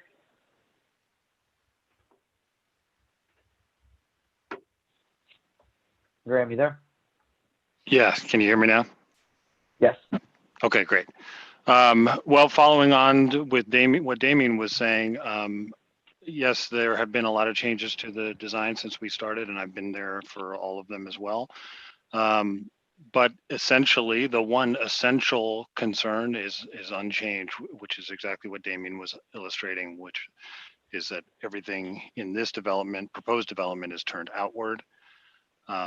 Which is wholly unlike every development around it, and I would argue the essence of most of Reston's community design.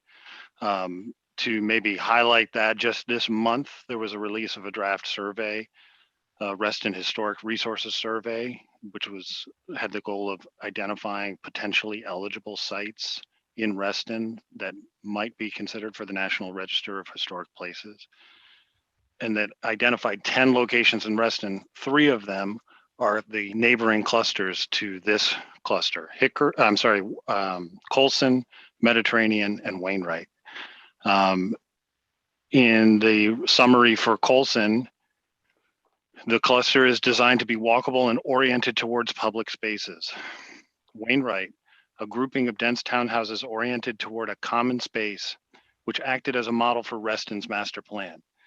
I would argue that this type of design is essential Reston design, and that the mission of the review board is to, particularly in instances of redevelopment, but in general, the design guidelines point us to making decisions that weigh the effect on neighboring properties, and that proposed changes should be compatible with the neighborhood's overall architecture, site design, and existing character. And I think despite all of the efforts to make tweaks to this design, it is fundamentally not in keeping with anything that's around it and most anything in town. So whereas I think the applicant said this would be good for everybody, I think that's arguable. I think it'll be good for Vantage Hill because it will meet their financial needs. It'll presumably be good for the developer. And I don't think it'll be good for the rest of the neighbors. And I think it'll be a difficult one for the design review board to deal with in future when other clusters come to redevelop in a similar fashion. There'll be no way to say no after this one goes through. So I'm appealing to the board to seriously consider this and to ask you to decline this proposal. Thank you. Great, thanks, Graham. I have next up on the list, I have John Stroik.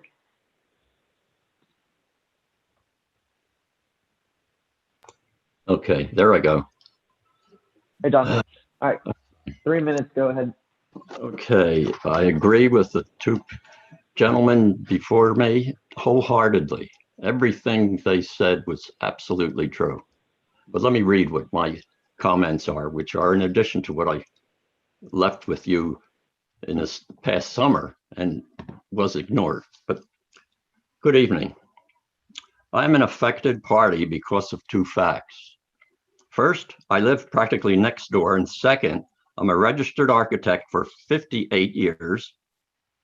Some of Reston's outstanding qualities is its inspiring historic, planning, and environment. As an architect, I'm obliged to advise you to disprove this project since it is an urban design, not a Reston design, not at all. The developers considered but ignored most of the design review board's past suggestions, 9 of which include 1, to respect the green environment and so forth. This was ignored, I think. Number 2, to provide a larger setback to reduce proximity to the street. This was implied that would allow private gardens in the front, driveways in the back. Ignored totally. 3, to reduce the density of units per acre. Of course, we know this is a joke and totally ignored.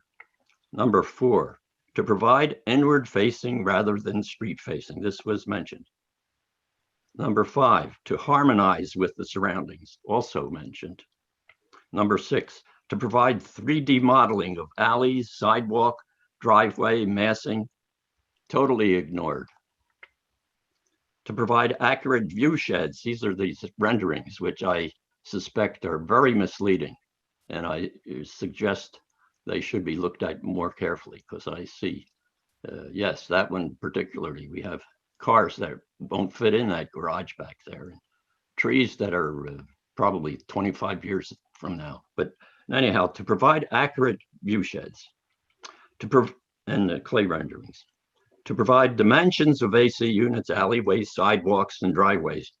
I didn't see any good dimensions to allow cars, real cars in there.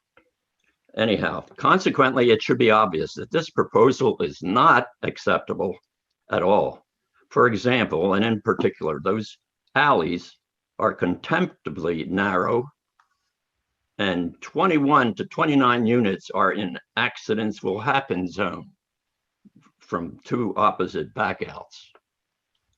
The developer should understand that having the objective The primary objective they have is of building 29 townhouse units on this site, which is an arrogant and will ignore too many.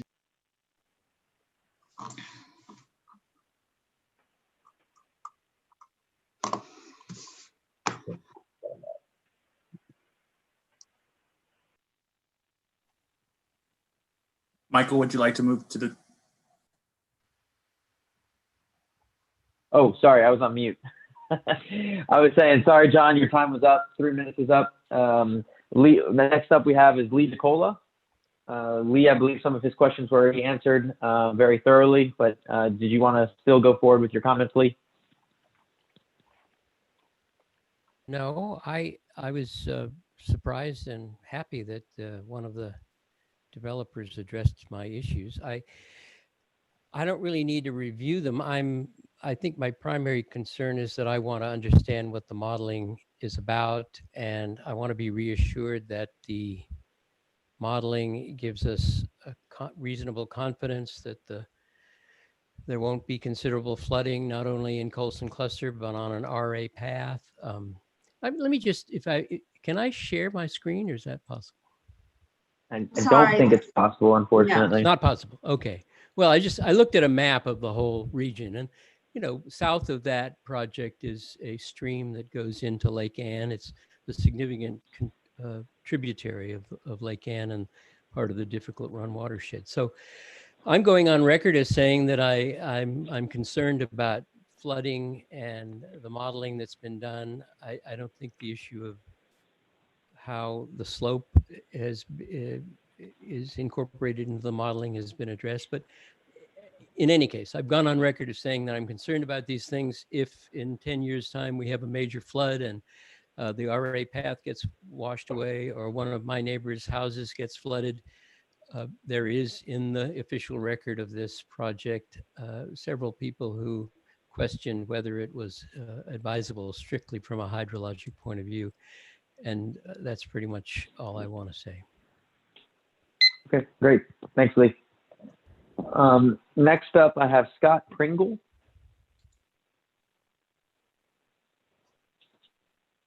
Okay, I'm Scott Pringle. Yep. Can you hear me? Hey, Scott. Yep, we can hear you, Scott. All right, 3 minutes. Go ahead. Thanks. I'm Scott Pringle. I'm a Vantage Hill owner and resident. Every project that's undertaken has an obligation to consider environmental, social, economic, and aesthetic impacts. We're doing just that, and on balance, we'll make not just Vantage Hill better, but will improve Reston in the entire region while setting an example of good stewardship. Let me take the topics in turn. Environmentally, the local environmental issues surrounding the trees and water runoff have been addressed by the engineers to minimize impact. Looking more globally, the best thing for the environment is to build new housing close to recreational areas, within walking distance of existing businesses, and where public transit is available. All of these are present at Vantage Hill. Socially, housing is in short supply in our country, and affordable housing is extremely rare. The most socially responsible new housing is multifamily dwellings, or at the very least, maintaining existing affordable housing. By undertaking this project, Vantage Hill allows the affordable apartments to remain and to remain owner occupied. The alternative will be increased rentals and reduced pride of community. Economically, the most fiscally responsible course of action for us would be to build an apartment building with a parking garage. The least responsible thing would be to do nothing at all and allow the cluster to fail in the next few years as the infrastructure crumbles. We've chosen a middle ground to maintain the character of the area while enabling owners to remain in their homes and to keep the economic balance of the neighborhood. That leaves us with aesthetics. With little in the way of codified rules, the appeal of the design is subject to opinions that change over time. We've designed homes and surroundings that will be visually pleasing, taking into account the advice of this board and of our neighbors. We removed a retaining wall, lowered the elevation, added trees to improve the views, and ensured that the majority of the homes are inward facing. Each of the objections raised by neighbors can be found in clusters in our immediate area. There are AC units in Mediterranean, Courts, and Park Reston. There are outward facing homes in Waterview, Clubhouse Road, and several others. There are small alleys and street parking and parking lots in Mediterranean, Lower Wainwright, Fairway, Hickory, and Sunderbriar. As we surveyed the neighborhoods on Wainwright Circle, the Lake Ann area, and Reston in general, we found that the mix of outward and inward facing buildings, the green space, and the parking access of this proposal fit in with the surrounding designs. You'll see this in the slides that were provided. The project provides a strong balance between the environmental, social, economic, and aesthetic factors and will improve the immediate area as well as set a good example for Reston, Virginia, and beyond. Thank you. 250. Great, thank you, Scott. Moving on to Rick Griffith. Rick, are you there? Hey, it's actually Burton Griffith. Can you hear me? Oh, sorry. Yep. Hey, Burton. Yep. Sorry, I had Rick here. But yeah. Hi. Yeah. So, go ahead, Rick. I'm the president of the Mediterranean Villa Cluster, but I'm just speaking tonight as an individual from a room that overlooks the derelict pool area and parking lot. I walk by the pool area once or twice a day. I support this proposal as it is now. I think it's attractive. The pool area right now is doing no one any good. This proposal would be an improvement to the neighborhood. The proposed development is less inward facing than others in the area. However, I would argue that this makes the proposed development more friendly and open to existing communities. It also makes Wainwright Drive and Vantage Hill Road more enjoyable to people who already live in the area, such as myself. Wainwright Drive with this proposal would become more beautiful instead of just being an artery to access inward-facing communal spaces for each existing community. I did have a question about the sidewalk that's shown. That is internal to the community. I suggest that should connect to the RA trail called the Green Trail, the asphalt trail, if it doesn't already. And I'd like to thank the Vantage Hill leadership for being good neighbors and the DRB for this very constructive review. Thanks. Great. Thank you, Burton. Next up, I have Linda Morley. And I believe she has some slides that were sent in for the staff to just go through some photos that she has. So Linda, are you on? I am. I'm not going to talk directly to the slides. I have a discussion. The Vantage Hill community has a piece of property in need of being repurposed. Currently, the property holds a dilapidated, non-functional pool and structures. Today, we have bought a pool. To date, we have bought a pool cover and fixed the fencing because of complaints. It is an area crying out to be revitalized. We, the Vantage Hill community, believe we are proposing a change that is in the best interests of the area and city. What financially feasible solution would you imagine for that area? We have some unrelated challenges that could be resolved using that land. We need a new strategy for our trash and recycling. We have been discussing this for over a year.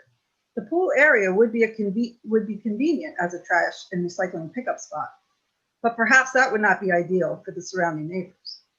We believe what we are proposing is the right choice and is consistent with the nearby areas. There have been complaints about our townhouse plan, arguing that outward-facing townhomes do not fit the look of Reston. It should be noted that most of the houses in our plan are located within the Vantage Hill Road community, and only a fraction face outwards to Wainwright. This is consistent with the area, which has many townhomes with sidewalk entrances to Wainwright, the very road off which this new development will be built. There have also been complaints about the lack of grassy areas between the houses. The homes in our plan have access to a newly proposed gathering spot, as well as miles of wooded trails and open spaces. Again, this is consistent with nearby houses located on narrow streets or parking lots, mitigated by access to walking trails that lead to many open spaces and two wonderful downtown areas, one old and one new. These are the things that make our area great, and our plan takes full advantage of these elements. The new houses would be situated directly off the path that would lead the new neighbors directly to Lake Ann and downtown Reston businesses and community areas. When this area was first designed, it is not a stretch of the imagination to think the original designers could have chosen to put townhomes or condos on the land instead of the pool. We are not asking to put a trash site on this land. We are asking to build houses on the same scale and density as the surrounding neighborhoods. Our proposal is good for us at Vantage Hill. It is also good for the businesses in the area. It will be good for our new neighbors. this proposal is the right thing to do. And with what time I have left, I want to say that I did provide some slides that you have been looking at to try to show some of the surrounding areas and what they look like in terms of the streets and the parking lots. We did an updated version that provides many more examples that are wonderful, showing the houses outward facing onto Wainwright, and other people will be talking to these, but unfortunately, I guess we won't be able to share the updated deck. But I hope you realize that there are many examples. I don't know if I just got cut off. Many examples of what the complaint. Great, thank you, Linda. Michael, we do have Rick Griffiths. There's a Rick and a Burton? Yes. There's a Rick Griffiths with an S. Yes. And I couldn't unmute. Okay, That makes Rick. him British origin and I'm Welsh. Well, Rick, go ahead. You have your 3 minutes then. Thanks. So I've said I'm Rick Griffiths. I'm an owner and resident in Vantage Hill. I've been here for 3 years. I live in building 27, which is closest to the proposed full development. So I am intently interested in what takes place there.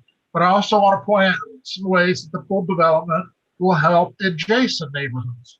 Along the section of Vantage Hill Road closest to Wainwright, it is lined with a few small trees, some bushes, no sidewalk on either side of the road. The Craftmark plan will add a sidewalk, which will be lined with a complete row of trees. Quick digression, Vantage Hill Road extends from Wainwright past the circle beyond to building 00. Just as Mediterranean Court is the main road that Mediterranean Villa units run, Vantage Hill Road is the main road for Vantage Hill condos. As such, the proposed Craftmark units along Vantage Hill Road are in fact facing inward along the road, just as are most of the 24 buildings in Vantage Hill. Mr. Vincent addressed the hydrologies better than I can. I would just point out presently there is absolutely no stormwater abatement on either side of the Green Trail. What they're actually reducing the cubic feet per second. And so they're improving the current situation. Again, as opposed to nothing, which is,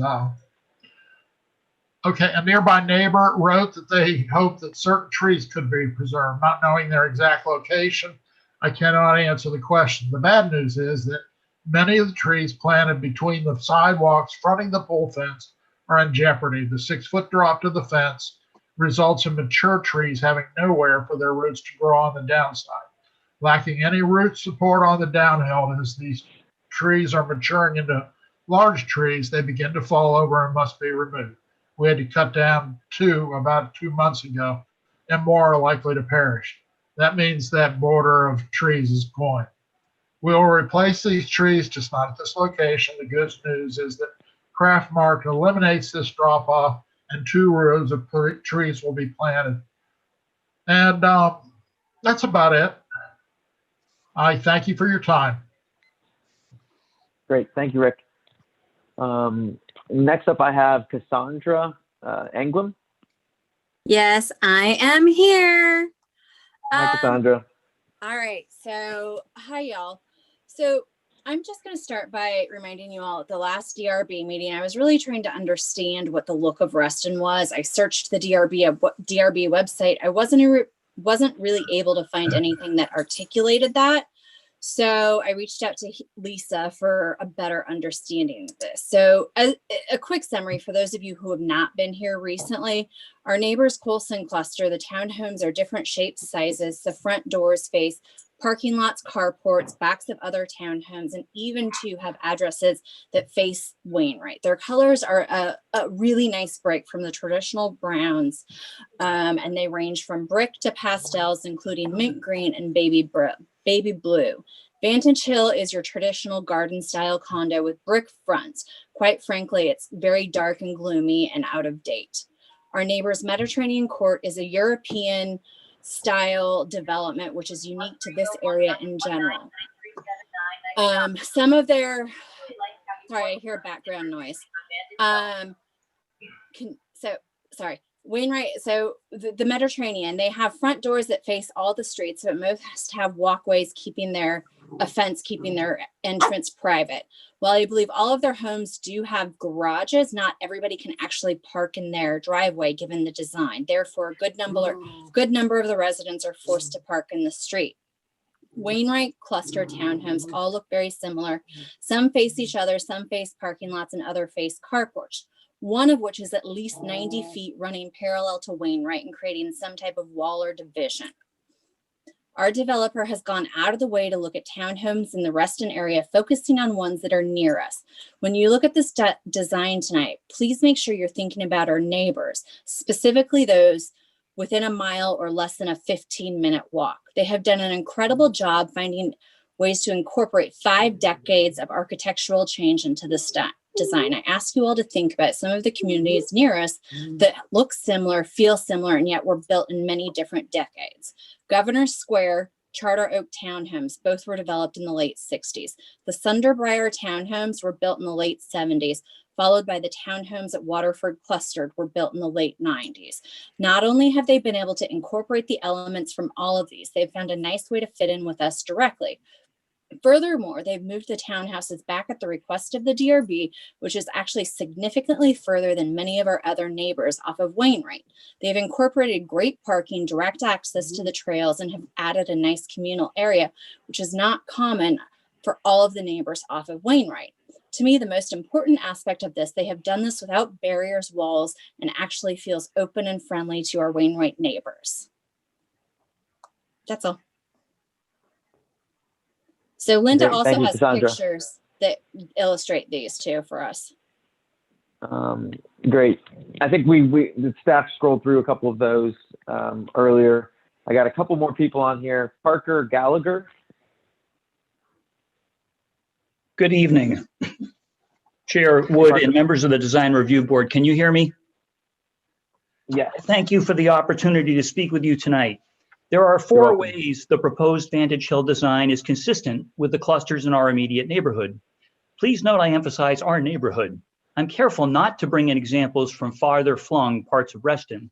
Please also note that I will be mentioning every neighborhood on Wainwright, the 6 clusters with entrances on Wainwright north of North Shore Drive. In the Vantage Hill Nearby Neighborhoods PDF packet we've submitted to you, we have examples of units with entrances onto Wainwright Drive. On pages 15 and 16, you will see entrances directly onto Wainwright from Governor Square. On pages 11 and 12, you will see a Mediterranean entrance directly onto Wainwright. For our design, the part for our development units facing Wainwright is consistent with our neighborhood, including directly up the street. Just like these examples, we propose entrances onto Wainwright. Secondly, Vantage Hill Road is the entranceway into Vantage Hill, just the way Colson, Mediterranean, Lower Wainwright, Courts Cluster, and Governor Square each have an entryway into their communities lined with parking and with unit entrances facing the parking. For the units we propose on Vantage Hill Road, our design is consistent with each of these neighborhoods. Unit entrances facing the parking roadway through the cluster. Third, there are neighborhoods near Vantage Hill that have parking garages onto an alley. Hickory Cluster on page 2 and 3, Sunderbriar on page 6, and Clubhouse on page 9. Our design is consistent with these existing designs. Finally, there's been discussion about inward facing as a design element, but there's an example in our immediate neighborhood, Courts Cluster, where the units face onto their entryway parking with no units opposite. Another example in Reston is Vintage Place. You will also see that in these pictorial examples, we demonstrate the diversity of the design in our immediate neighborhood. Wainwright is different from Colson, which is different from Mediterranean, which is different from Governors, which is different from Court, which is different from Vantage Hill and the others in our presentation. Clearly, there is no one design style in the neighborhoods on Wainwright Drive. In an effort to fit in, our design incorporates the better elements of many of these. In summary, there are 4 design-based reasons to approve our project. It's consistent with clusters in our immediate neighborhood with entrances onto Wainwright. It's consistent with units facing the parking on entryways. It's consistent with parking lining alleys, and it's consistent with outward facing entrances. As an affected party who will be looking directly at the new development, I support it and believe these are some reasons why you might approve. Thank you for your consideration. Great, thank you, Parker. Next up, I have Daniel Velez Rivera. Good evening. Yes, I'm Daniel Velez. I'm a neighbor of all of the people who have spoken. Good evening to Chair Wood, members of the Design Review Board, and my neighbors. I'm in favor of the development, and you would wonder why. My living room balcony, which is on the southernmost and westernmost building in the Vantage Hill property, looks directly onto the pool. When the new development is built, I will be seeing that property every day. And yes, I support this project. I like and agree with the Craft Mark concept townhouse design.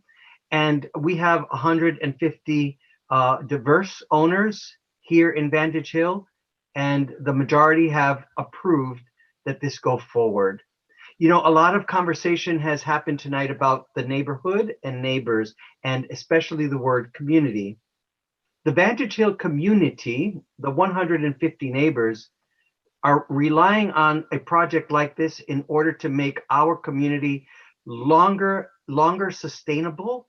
That, in other words, that we can continue to live here, that more people will be attracted here, and that your property values, in addition to our property values, will increase. Otherwise, we'll have a dilapidating 150 unit, 28 building, 27 building neighbor. And you don't want that, do you? We are your neighbors, and we've agreed with this project. Now, I will say that the unsightly pool, from an environmental perspective, I've been looking at it for over 8 years, and so have you. And so I invite everyone to consider having something beautiful rather than nothing. Some people have talked about having a park. We have one across the street. So let's be conscious about people who would want to live in here, new neighbors, young families, so that we could continue to diversify the community that we live in. And so again, I'm in favor of this proposal. I thank my neighbors, immediate neighbors, Scott, Cassandra, Parker, Rick, all who have talked about this, but you also are our neighbors, those who don't live in Vantage Hill. I would invite you to consider the needs of this community in Vantage Hill as well. Thank you. Great, thank you, Daniel. All right, staff, that is all I have for my list. Did anyone else Was Larry speak up and say they needed to talk? Was Larry going to talk? I don't have anyone else. Well, I guess Reston Association is an affected party, I'm assuming. Did they have any specific, I know Larry had some questions from the beginning. Does Reston have any other questions? Our main concerns were, having to do with the trail, not only connectivity, but also making sure it stays open. And, I'm satisfied with the stormwater. We always would like to see them do more than what the county requirements are on the 1, 2, and the 10. But, that requires more space and certainly resources. But as Lee DeCola pointed out, right now there's no stormwater management on the site whatsoever. And this is what we're seeing in redevelopment all over Reston, is that to meet the new codes, they have to have both detention, they've got to do quantity and quality management. So there's none of that there now. And so on the net basis, that will be an improvement in the end. Yeah, my only question for you, Larry, was, is this stream that leads to Lake Ann, I believe it has had no restoration efforts yet. Is there plans for any, or is it just planned to stay the way it is? It's planned to stay the way it is. And interestingly, most of the reach, starting from really behind Vantage Hill all the way down into Hickory Cluster, is stable. It was evaluated, and this predates even me here in Reston, but it was stabilized with riprap probably 50 years ago and has remained stable all that time, because you've got trees and vegetation with roots helping stabilize that rock. So it's a relatively stable system, and it has been for many, many years. Yeah, and so theoretically, if they're decreasing the stormwater runoff with this detention basin, then what's happening there now, there theoretically shouldn't be any issue with the, ruining the storm water runoff kind of stream, theoretically. Right. So, yeah, so, a 100-year flood, it's going to have the same impact regardless. The most erosive storms are the 1 and 2 year storms. Those are the ones that cause the most damage to stream channels, typically, because the larger storms actually jump the bank. So the erosive forces actually get beyond the banks. And so I think, in this situation, we'll see some improvement. Okay, great. Okay, Michael, we have another affected party, Vernon. Yeah, hi. Can you hear me? Yes. Okay, Yeah. all right, wonderful. Thank you for the opportunity to address this board. Please forgive me if some of the points that I mentioned here have already been addressed, because I haven't really been at all the meetings. My house is located in Colston Cluster, and it is about exactly where Cam 5 is located, and the back of my house is probably approximately 100 feet from where this development is going to take place. So my concerns are not so much that we're going to have a development there, because it sounds like this is monetarily necessary for the preservation of Vantage Hill. So I'm not opposed to that.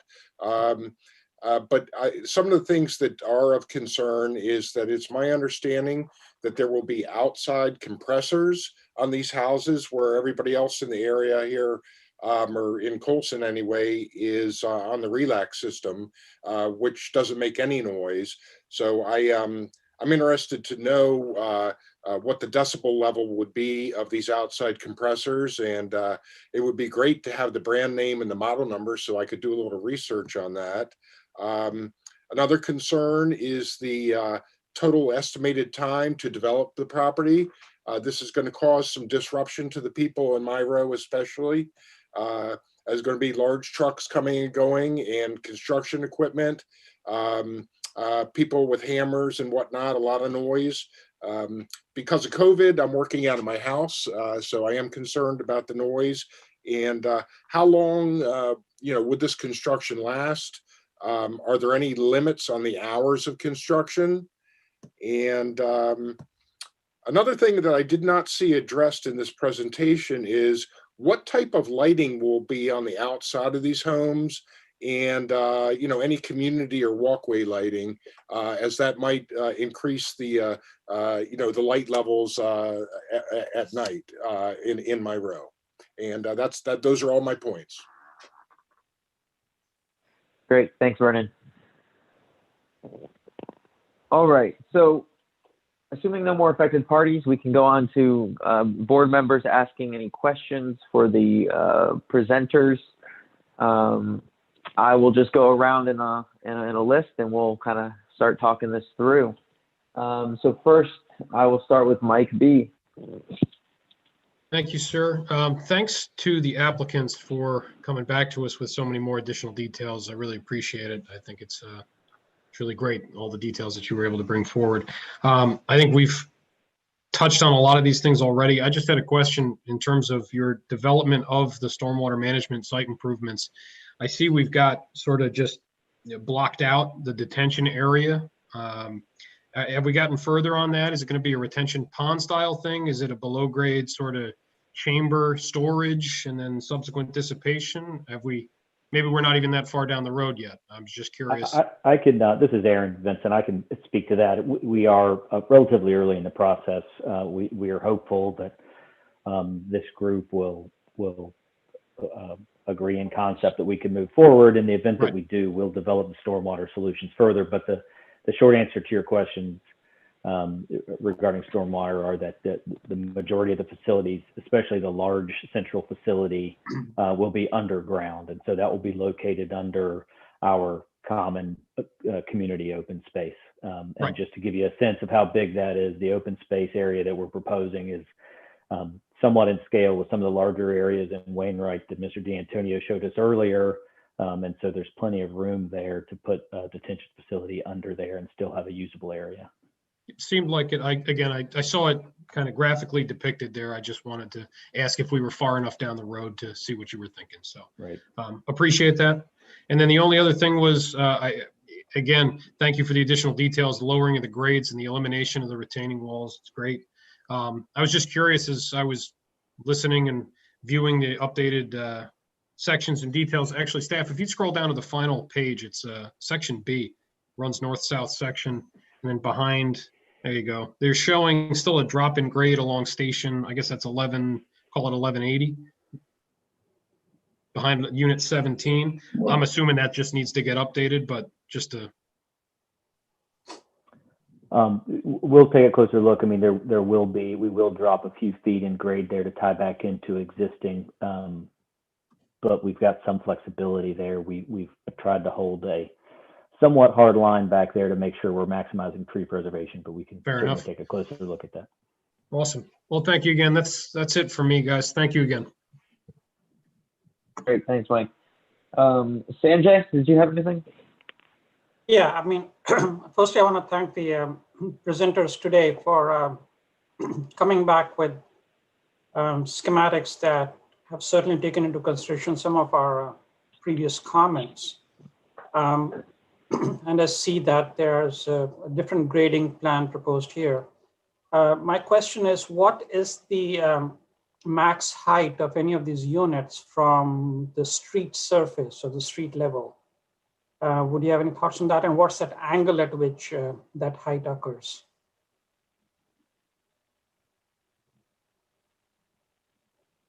Just trying to look at it from a massing perspective. I mean, I know they're presented visuals, but then of course the point of origin for those visuals can make a world of a difference. Robbie may be muted. No, I can kind of address that. This section might help. So the black line on this is what's proposed. So these are 2.5 stories, what we consider 2.5 stories as a builder. So 2 full stories and a roof. So if you measure them from finished grade, you're somewhere in the mid to high from first floor elevation, you're somewhere in the mid to high 20s, like 27 feet. And then for the actual building height, you typically measure depending on jurisdiction, from surrounding grade along the fronts or an average grade along all 4 sides, which will probably land these homes in, somewhere in the sub 35 range measured to midpoint of roof. They'll of course vary building to building, but I expect them to be, at about 35 or just under. Okay. And this holds good for both the units on the north and the units on the west? So I'm referring to the ones along the perimeter of the site, the buried units. The ones inside the site are slab units, and those you're right, I should address that more directly. Those are going to be a little taller since they don't have buried fronts. The ones on Rainwright and Vantage Hill are buried in the front. The ones interior facing, which is also the lower side of the site, do not have buried fronts. Okay. Thank you. Great, thanks, AJ. Karen, do you have any comments? Yes, but I really appreciate the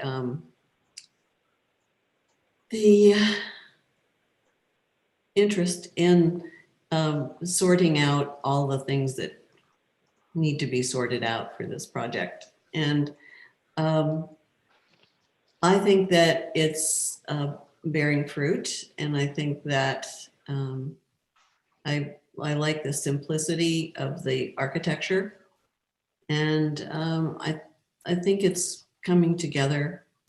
And unfortunately, we can't redo history, and I don't think that makes any sense to think that we're going to recreate the original Reston. We all have to move with different times. Anyway, I think that the only thing I'm a little bit concerned about is the tightness of all of the alleyways. And I don't know. I mean, I'm imagining garbage trucks and things like that, and I'm not sure how that is going to work. But anyway, I feel like that we are moving forward to something that will work. So. Okay. Next up, Scott, do you have anything to add? Yeah. Yeah, it's a tough application. I mean, there's still seems to be given a sustained considerable number, and given the nature of concerns of context, content space, the precedent, the sets, and the relationship to the street, the number of units, again, the nature of what is a neighborhood in this specific area. It's yes, it's difficult. Yeah, I'm just reflecting on what everyone said, but no, nothing to add. I think there's been a lot shared in the past hour. Okay. Bruce, did you have anything? Is this just for questions, or what are you looking for? Questions, comments? I mean, I have a big long list, but no one else is putting anything else out there. So I got a lot out there that I want to put out there. So I think the point, there are several points. One is improved is good, but better than something that was not acceptable is not necessarily the standard. I think the density and those alleyways are something that are too difficult to overcome, despite the significant efforts. Like I say, better is fine, but those alleyways and how tight that is in there, the picture of tall oaks that's in the package is this place on a very good day with nobody there. And there's more space between those units. Yeah. So they're 4 stories high. My concern is that while we have a problem that we would all like to help the cluster with, setting the precedent for more of those alleyways in this level of density in the areas, in the non-urban areas of Reston is, I think, problematic. That's all. Okay, thank you. And then Dan. So I have a couple of things. One, I mean, a number of board members have mentioned precedent, and I hear that a lot when it comes to approvals of this, both in neighborhoods and also in my day job for governmental things. I think precedent concerns are a boogeyman that are often overrated. We look at each of these, or we should be looking at each of these based on the context of what's around them. So if we ultimately decide that this layout with the rear-facing garages and the alleyways is appropriate here, it does not bind us to make such a decision elsewhere in the future. Also, I think, this would be, I guess, potentially the second one that's been approved in the recent past. And if ultimately after those get built, this board, a future board, decides that that is not something that we ultimately find appropriate for Reston based on that experience, then I think it's wholly appropriate to then hold future applications to a different standard. So I would just recommend that people not get overly hung up on precedent as something that just because the next guy comes in with a design like this means we have to approve it. That being said, I've said at previous meetings, I don't necessarily love this design overall, but I'm not sure what better layout could be had on this site that would save as much green space, and that would, I frankly don't think it would be possible to really address some of the remaining citizen complaints about this design on the site itself. I mean, it's a small site, it's roughly L-shaped. there's just not a whole lot of ways to make that more inward facing than it is. So I personally am comfortable with this layout. The last thing I think I would mention for now, because the one thing that kind of stood out to me, and I know this is a minor issue and we're just looking for preliminary approval, but if staff could go to, let's say like slide 36 on 3D renderings. I actually think that the stone on the bottom here is probably, to me, just in the packet today, what stands out the most as being sort of different from what's around it in Reston. I mean, most of the things I am used to seeing at most mix 2 materials and not 3. So I know this isn't exactly picking colors, and this is still, you know, mostly notionary. But I would be curious to know what other board members think about whether it would be more appropriate to kind of just have the brick extend all the way down to the ground on these units. I personally think that might actually fit in better in the end than mixing in stone here. But I know it's, like I said, more of a minor issue, but it kind of just stuck out to me as, while it would be appropriate in other places, I think that in particular might be less appropriate in Reston. So yeah, that's all for now, Mike. Thanks. Great, thanks, Dan. So I have kind of a couple questions I want to run by Robbie. So the first one is, I think, you know, the design has come a long way. I think I appreciate the 3D modeling. I think the design is unique and is something that can fit in to this surrounding area. I'm still getting, I think a couple things are driving the alleys, and correct me if I'm wrong, Robbie, and just so people understand, you know, development these days, and specifically in county, there's a lot more different requirements, whether it be parking requirements, whether it be fire marshal requirements, whether it be different ways that a cluster, let's say like Colston cluster, could not be developed the way it is now today with today's standards. The fire marshal would last at some of the locations of the houses that we have now. And so I think developers come in, and I'm sympathetic to them with how they need to situate certain buildings. They end up with these, you know, alleyways with the 2-car garage to meet the minimum parking requirements that the county have.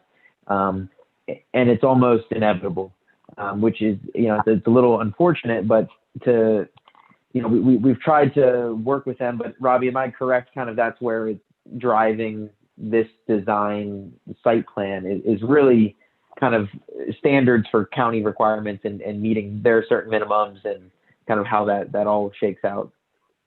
Well, yes. I mean, some of the things you touched on are just a few of the things that we need to take into account in the big picture to design a site. So yeah, there's certain requirements like number of parking spaces per unit, and then for fire access, there's certain clearances you need for the fire to get fire marshal approval. So they can pull in a truck and turn it around and get out of there to do their job. And then there's other physical constraints that we always have to take into account. And I said this early on, but grade change was one of the very first challenges when approaching a design for this site. Driving up to the site, 18 months ago, and seeing it basically sits in a hole, poses a design challenge. So there's the physical constraints on site, and then there's the limitations put on projects from a modern day code and zoning development approval standpoint. So it's many things that have to go into it to design something that's actually going to work.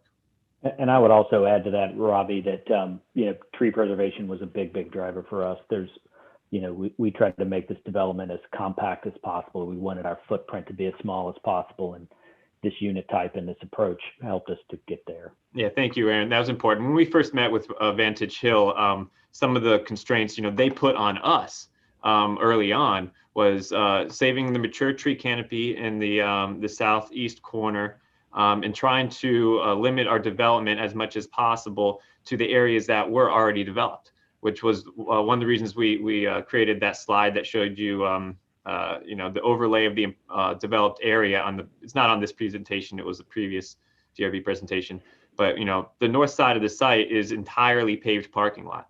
And a good portion of what's below that is entirely developed with pool deck, pool or pool related structures. So to the best of our ability, that's where we located our buildings. Yeah, thank you. I just wanted to kind of, set the, as much as I hate the alleyway, I think there's maybe ways that we can address it from an architectural standpoint. I think that what you guys have proposed now is too monotonous. It's too, it makes it stick out. I think one benefit of, like, let's say Colson Cluster, that's right across the street from here, is the rear of their homes are just as intricate and designed nicely as the front of the home, right?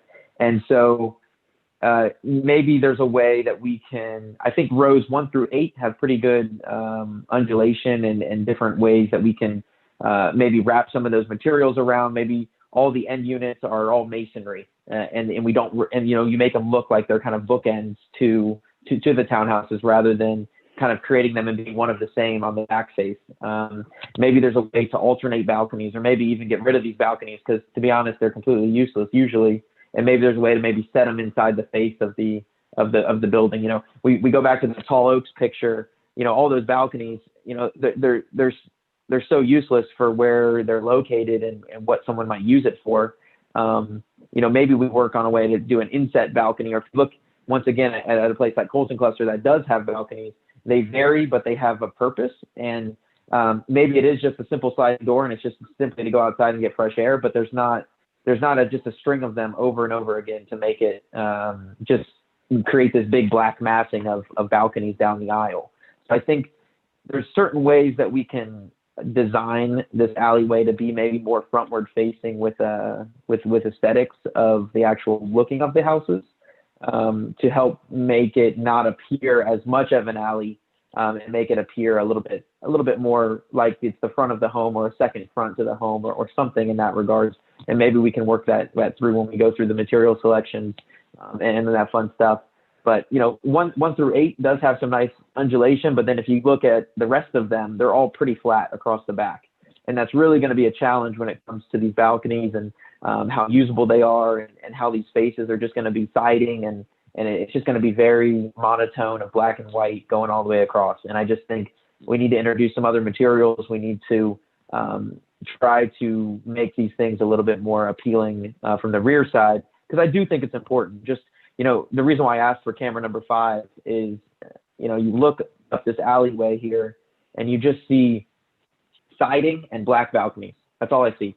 And so why not, let's make these a little bit nicer looking and find ways. And I think trying to do the bookends with all maybe brick, I think would help with the end units. I think that would help. Maybe varying some different types of siding material versus all lap. Maybe you guys have some board and batten kind of proposed for the end gables. Maybe we use some of that on the interior units, on the rears, something to just help start creating this different visual play, so it doesn't just become one big surface that is kind of an eyesore. So that's kind of one suggestion I would have.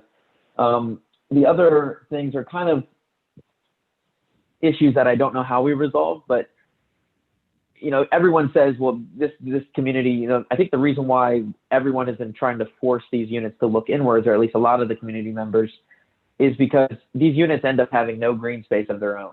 They have no outdoor space. If you go to every single unit along Wainwright Drive, no matter if it's in Wainwright Cluster, Governor Square, whatever, everybody has a backyard or a front yard, courtyard, or something that's their own space, that's outside.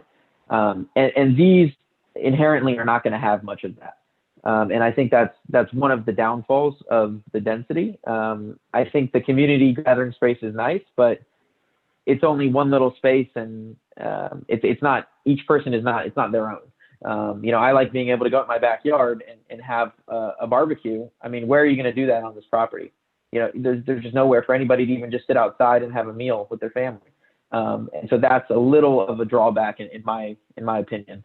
So that's kind of one thing that I was thinking about. The other thing, the sidewalk along Wainwright Drive, I don't know it looks like you guys are moving it. And I'm a little confused I don't know if it's a question for you, Robbie, or for Aaron. is the idea that you guys are going to shift that back off of Wainwright? Like right now, there's probably about a 2-foot strip of grass along Wainwright Drive, and I think you guys show a little bit more than that in the site plan and planting pretty substantial trees there. Is that accurate, or are you going to leave the sidewalk on Wainwright as is and then just add a new sidewalk in front of the houses and then plant trees in between those two sidewalks? What we're proposing is to remove and replace the sidewalk on Wainwright. And actually shift it back some? That's right. Yeah. What we want to do is we want to create a landscape strip between the sidewalk and the curb. And so that allows us to get those multiple layers of trees from Wainwright as you move back toward the houses. And what did that final setback get to be? It's a minimum of 45 feet with portions of the houses. Yeah, portions will be further back, but the minimum would be 45 feet. 45 feet. Okay. Yeah, that's what I couldn't see an updated dimension. I couldn't find one. So 45 feet is, I think that's great. Michael, it's on slide 46. They're indicating with dimensions what the setback is along Wainwright. Yeah, I didn't know if that said that was previously material, so I wasn't sure if that was old data because it says there's still a 5-foot grade, increase, which is no longer the case. So, but it sounds like it's still 45 feet, which I think is, pretty solid from a setback standpoint. I think obviously the tree canopy is going to take some time to get to where they show it in some of the renderings. But I think overall it has a better setback than it originally did. And I think creating those two separate sidewalks will also kind of help set these things away from the streets, make them feel like they're not so much on top of the street, which I think is some of the concern going forward. I think that's really all I had. I mean, obviously I've been a big proponent. I really like what you guys did do about the outside compressor kind of space. I still hate them personally, but I like what you guys did with the alley, trying to create those bigger green spaces and hope something kind of can grow. We might need to look at maybe a different, more permanent form of screening versus vegetation, because I'm still hesitant that it'll just die. And hopefully maybe we can do some sort of fencing or something that not only cuts down the noise, but also will cut down the aesthetic of looking at those, and we can incorporate that into the design of those rear facades as we go. And I do like the brick addition for the driveways. That kind of will be a nice touch. I think Sunderbriar cluster kind of does that, and it's a nice look. But yeah, I mean, so overall, does anyone else have any questions or any follow up on kind of what I'm looking for from a question standpoint? I think they're looking for in-concept approval, which basically we deferred them to this meeting. I think they brought a lot of good information. I think there's still some tweaks that need to be done from an elevation standpoint and whatnot, but I think there's enough to, make a call one way or the other on the property. So does anyone have any other final thoughts? Just a comment from me, Michael. With regard to the alleyway dimensions as shown, this is drawn to scale. That the alleyway dimensions are such that it's been looked at with regard to turning radius and access, so it should be fully functional, correct? That's certainly correct, yes. Right. Thank you. So I guess I would like to know how much, what happens in their version of after the preliminary approval that they're looking for. What do you do next? How many, are the kinds of changes that Michael's talking about are things that you can continue to work on and incorporate, or how do you see this unfolding? I'm going to go ahead and give a start, and Robbie can go from there. But, we still have to go through a process with Fairfax County, and I don't think that Robbie wanted to start that and expend a lot of, time and money and effort without having conceptual approval to go forward from the DRB.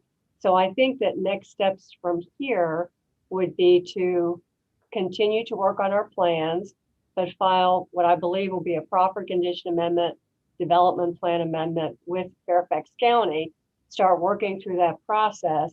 And then as we do that, we certainly can come back to the DRB with the architecture and colors and, you know, a few more details as we've discussed this evening. Robbie, is that how you kind of envision it going forward? That's exactly right. Conceptual approval from the DRB will free us up to start the Fairfax process. And then we'd come back to the DRB for architectural approval. Some of the comments Michael made are good ideas and certainly doable. So I took some notes, and those are going to be some of the ideas we play with to address the elevations from an architectural standpoint and see how we can address the rears to align with what he was getting at. So yes, that's how I see the process going. So in other words, Karen, I'm thinking, you know, they probably wouldn't be back before us. I mean, the county, I mean, it's at least probably, my guess is 6 to 9 months. I mean, Robbie, correct me if I'm wrong, but I mean, you guys still have a lot to kind of go through with them. I mean, you guys haven't even started a site plan process, I'm sure, right? So yes, so we do need to start the site plan process. Timeline, you know, I'm gonna have to lean on Lynn for that one, how quickly they're reacting these days. But along the way, we'd be working on architecture and stuff like that. So we probably wouldn't want to come back to you until we know we had some more surety from Fairfax to make sure they weren't going to require any other changes that would impact it from your point of view. So, you know, we're searching 2 approvals, you know, Fairfax and Reston. So, so I would expect, yeah, it would be some time before we come back to you with, after Fairfax has made their comments and put their footprint on it, fingerprint on it, and then we'd show you architecture as well. Right. Yeah, don't let them put too big of a footprint on it. It's always a challenge. We want to keep it unique, like Reston is. So I believe we're in a good place. I do believe we've benefited from the process. So yeah, we'll wait to see what they have to say. Okay. Thank you. Does anyone else have any other questions, comments? Yeah, I have a concern, and just by way of contrast, in an earlier application this evening, we looked at the way this board and had accepted certain changes to buildings in the neighboring neighborhood, and we looked to the precedent of what had been done elsewhere in the neighborhood. In this application, it's been suggested that we don't have to consider precedent at all. And my question is for legal counsel, because I'm a little concerned that we said one thing as a group in one application, and we may be saying something differently in this application.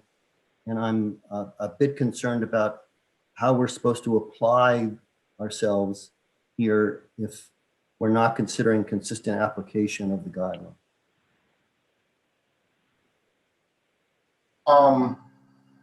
Uniformity is always sought in a process. You don't want to treat any member, developer, condominium, anything like that, differently. So, you know, to the extent that precedent exists, it does need to be considered as part of the process.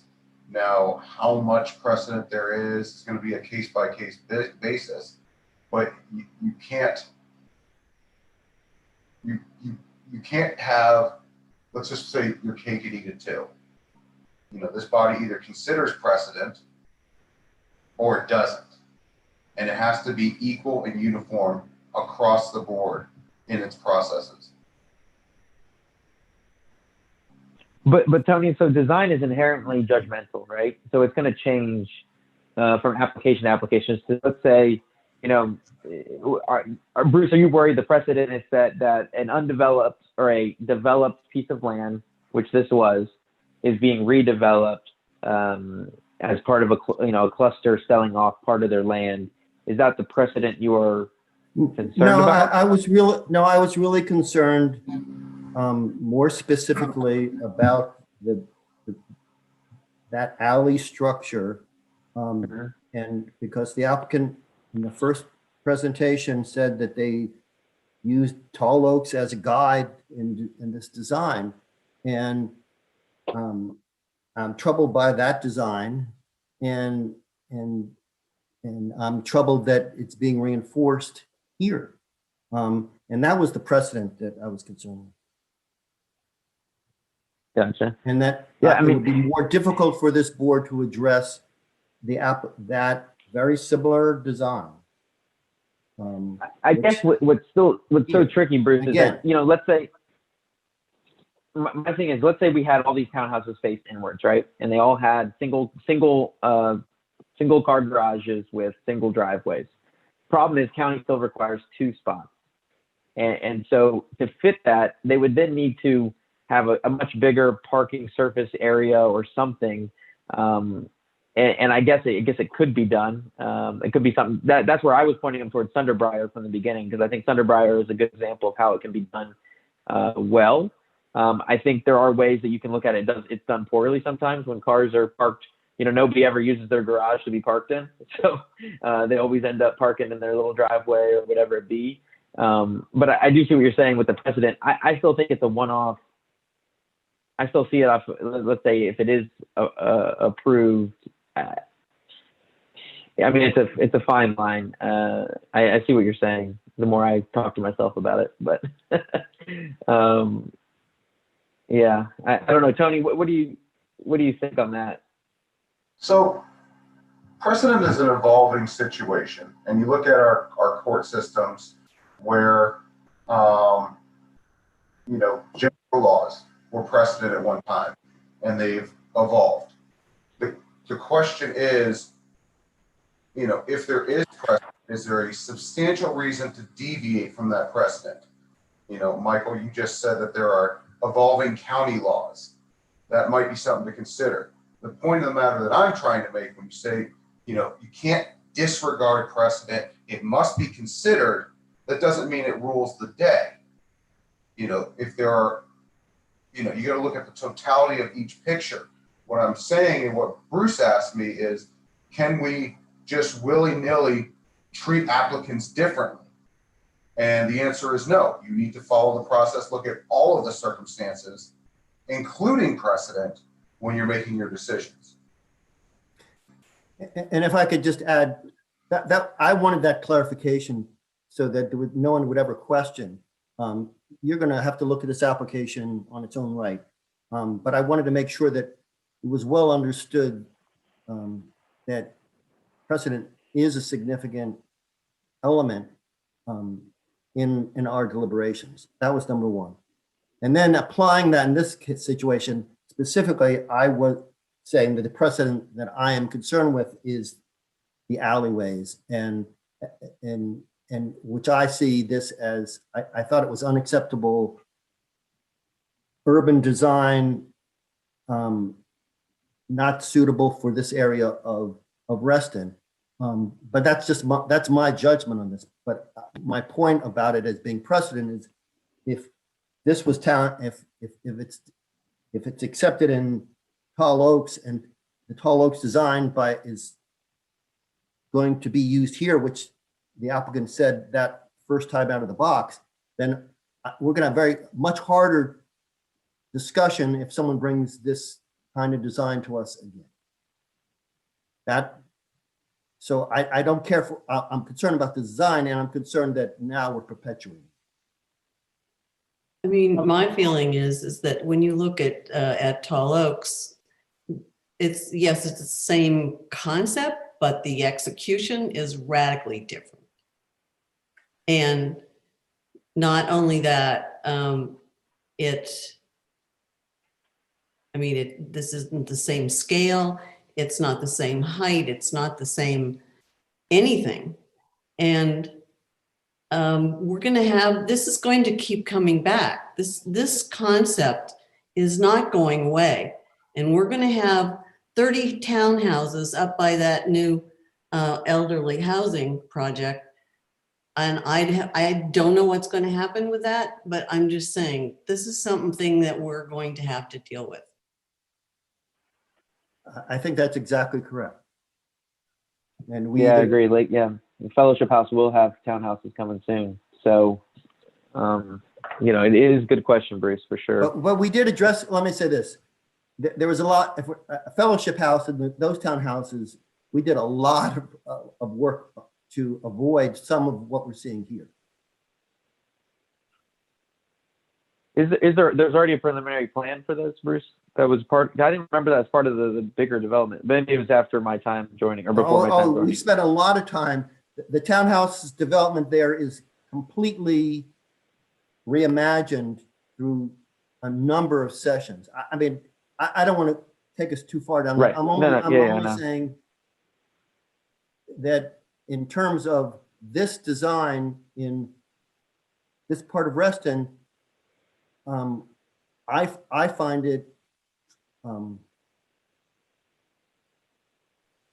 out of character. The points that were made by the first two speakers regarding the urban design, the context, the harmony, I was more convinced by that. Not everyone has to be. I'm just saying that those are the things that concern me. But once we accept this, after we've done it with Tall Oaks, we're going to have it seems to be more narrow opportunities to address it when it's raised again. Yeah, I mean, what's I agree on that precedence, but I also have the same line of thought, which is kind of what I thought you were going with is, I think the biggest things people say, oh, if we don't do anything with it, the pool's going to stay abandoned and it's going to be an eyesore. Well, to me, that kind of gives incentive to, other clusters. Let's say they start letting their carports all go downhill. And then they say, oh, well, our carports are too expensive to take care of, so we're going to sell them off and build more houses. Are we setting a precedent that clusters can sell off parts of their property due to poor maintenance? I'm sure there's you're talking, Mike, like Reston's extremely unique with its new town and kind of garden playing. You're talking about the possibility and trend of monetizing that public space. Exactly. Understood. Michael, this is Rob with Vantage Hill. Is it possible to comment on some of this from our perspective or no? Yeah, as an applicant, we can have a discussion for sure. So I'd like to address this precedent question. And this has been a theme since we first began this proposal. And the precedent seems to come back to it's not inward facing, therefore it's not Reston. Okay. And the speaker who showed the pictures of Wainwright cluster, he showed the two beautiful grassy areas of Wainwright cluster.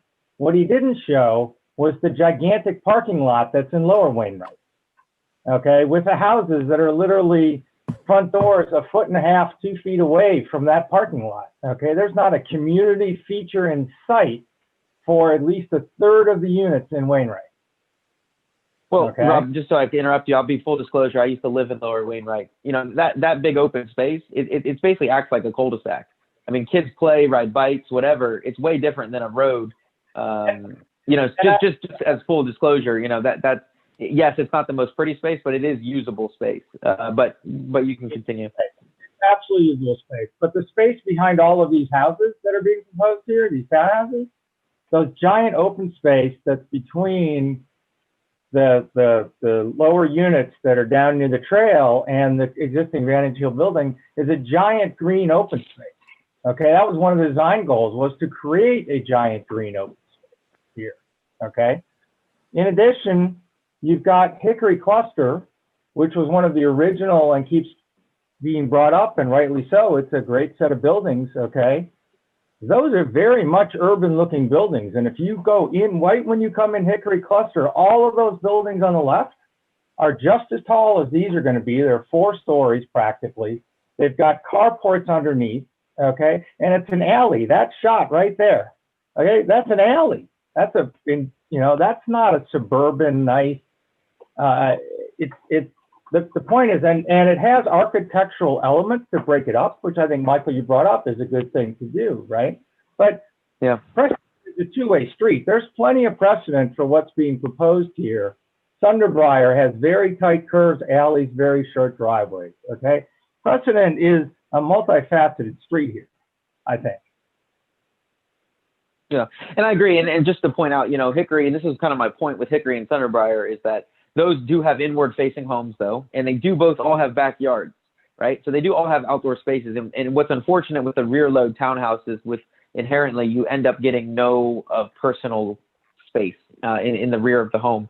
And so I think, you know, I go back and forth because I want something to be done with the pool, but I also want it to be done correctly. And I think there's a fine line, and there's like this, you know, there's always this push and pull of what can be done and what should be done. And, you know, what I want to do personally is basically flip every single building that you have inwards, and then maybe get rid of units 26 through 29 and try to add some additional surface parking to account for the additional parking. Whether 25 units can make the mark work, I don't know. And that's where I think it comes down to a financial, you know, question. Could it be done the other way? And I think there's probably a way to figure it out. It's just whether you guys want to go that way, or if you guys want to stand fast and stick with this type of design. I mean, it's ultimately your project, so it's up to you all. So. May I offer one comment, not about that particular issue, but there was discussion of, well, this could be done in many other places in Reston. And I guess the only comment I would have is that I appreciate that there are regulations in Reston through the Design Review Board, but there are also regulations that Fairfax County has with regard to density and how things could or could not be developed. So I think that there are limitations on many parts of Reston for any additional development. You know, Vantage Hill went and met with the county, and they researched it, and they were able to determine that it may be appropriate to have density here, but that's not something that's common. So I just wanted to maybe kind of address some of those concerns that this might happen anywhere. It can't happen just anywhere. So. Well, I think technically in Reston, since we're just a PRC, the density overall is established for the whole of Reston. So there's, it's a fine line of what can and cannot be. There's a lot of all of the developments clusters included are all relatively underdeveloped to what they could be theoretically if you look out on a pen and paper. Like, you go right up the street to Courts cluster. If they said, oh, our tennis courts are too much of a burden on us anymore, and we want to tear it down and build 6 houses right on our tennis courts, you know, theoretically their density would allow that. And they could go through the exact same process of what, you know, Vantage Hill. Obviously a little different because it's not a condominium complex, it's townhomes, so it's a little bit of a different issue. But it's still kind of the same thing, that they do have the density that if they wanted to do something like that, they theoretically could. And I think that's what a lot of the members that have brought up that concern are kind of worried about. So, like I said, it's a fine line of what we can look at and what is going to be approvable and what's not. So, Bruce, does that kind of, from a precedent standpoint, are you kind of cleared up, or is that just more confusing? Because I'm not really sure. Well, we were talking about, I was talking precedent as we apply it to our own guidelines. And then more generally, you correctly, I think, pointed out that the economics of development and redevelopment in Reston is going to drive some of these questions on infill, perhaps for the next X period of time. So how we look at this infill is pretty critical. Yeah. So and I agree with that, but I wasn't as troubled by that because I wasn't satisfied with what this one came out, so I didn't have to apply from my way of thinking. I wasn't applying it broadly.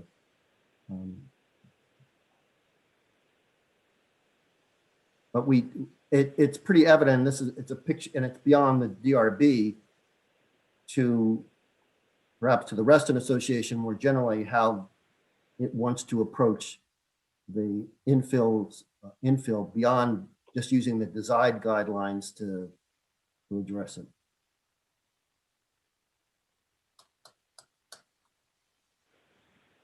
Yeah, and the tough thing is I'm all for progress, and you know,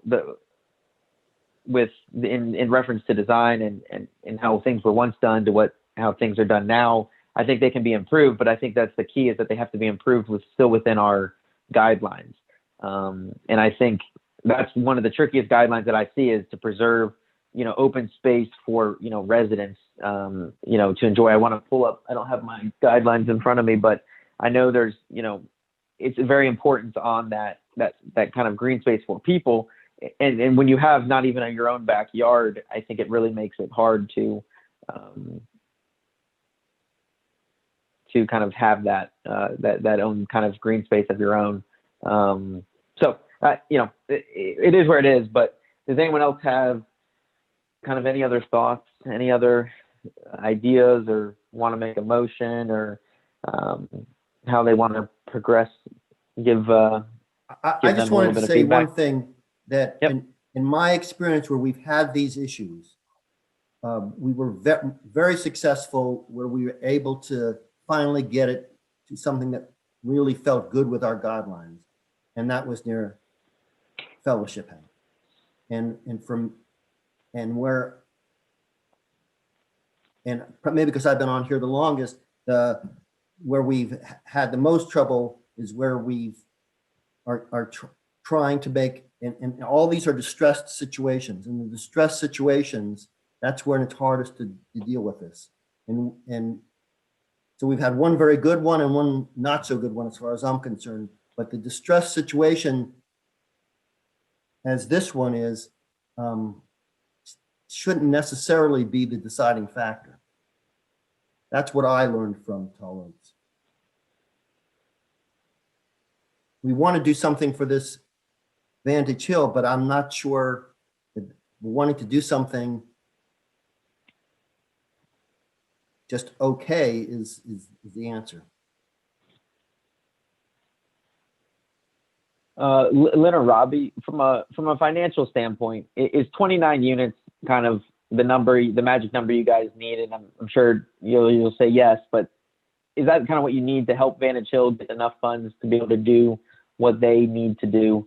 I mean, is there any wiggle in there, or is it pretty set in stone? 29 is already the reduced number. If you recall, we actually did start with 31. So yeah, there's not really room. I mean, I'm all for, shooting for attempting the easiest cut possible. So, if it was possible to flip these units and make them inward facing, and I thought we had a viable job that way, I would have pursued that. We did look at that because of the comments early on, and even before the comments early on, we looked at it both ways. And for many reasons I addressed in the previous meeting, it's just not doable. The unit count's going to get slashed a lot more than you think, but the developed area is actually going to increase. And I think you're just going to have a job that's not going to look good from the outside.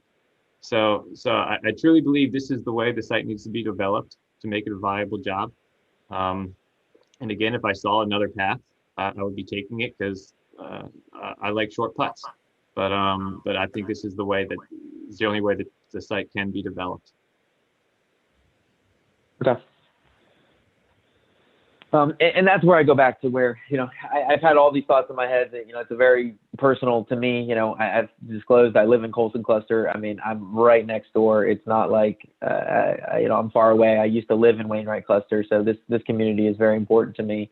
And I think, it's inevitable. I think that something needs to happen. I think the pool, everyone can agree that it's an eyesore and that it's something that needs to be addressed. And I think, I personally think, I go back and forth.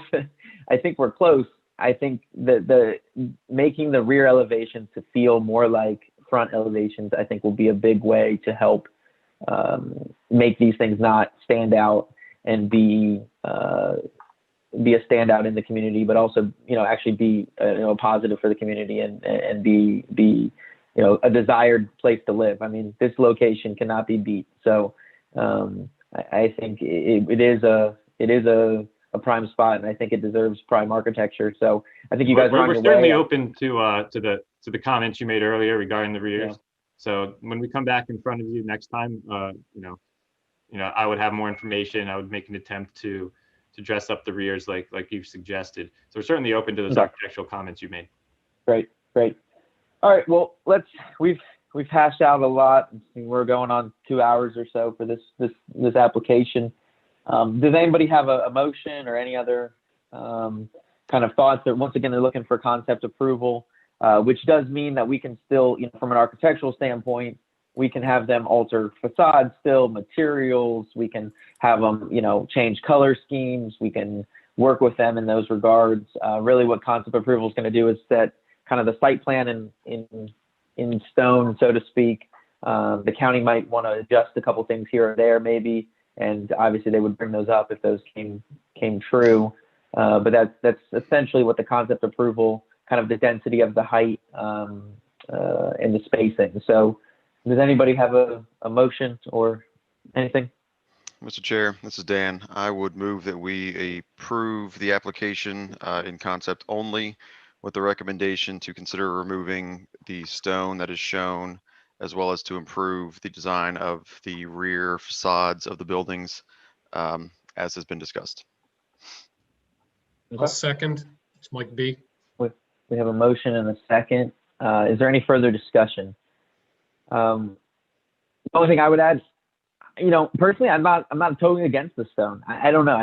It kind of works in some regards. I get what you're saying about the three materials. I'm not totally against the stone. I wouldn't be sad to see it go, but I wouldn't be pained if it was still there. So I think the key is just varying elements on those rear facades. So I really think that that's going to be critical, and more than likely just getting rid of those balconies. Those things it's like putting I don't know what it is, but it's like putting a lipstick on a pig. It's just not going to work on the back there. And there needs to be some variation or something going on. Anybody else have anything for the motion? We get a clarification what the motion is. So the motion was to approve in concept with the recommendation to remove the stone veneer and explore brick and I guess siding materials, and to explore rear elevation design appropriateness. I don't necessarily think it was remove the stone. I thought it was just reevaluate the stone. Yeah. Okay, reevaluate the stone. I think the three materials, the white, the black, and then the rough is effective. Can we get clarification if the materials and the colors are part of the design of the design concept that we're approving? In other words, is that appropriate for approval of a concept? I mean, No, because we're going to get a free shot at that. I mean, they have to come in with a whole. I was under the impression that it was not. But I didn't expect that to be part of the motion. Right. That's why I just made it as a recommendation. So it's something for them to think about when they come back in the future. Right. So maybe we remove that from the motion, Dan, and just, Robbie will note that kind of in his personal notes, but that the motion is to approve in concept with requirement to restudy the rear elevations to be more harmonious with the front designs, and yeah. You can even say just consideration of all comments tonight, because we will do that. Okay. I'd be happy to amend that if that would work for Mike and make everyone else on the board happy. So that's the motion. Mike, are you okay with that? I am. Amendment to it? I am. Okay. So is everyone clear on kind of what the motion is?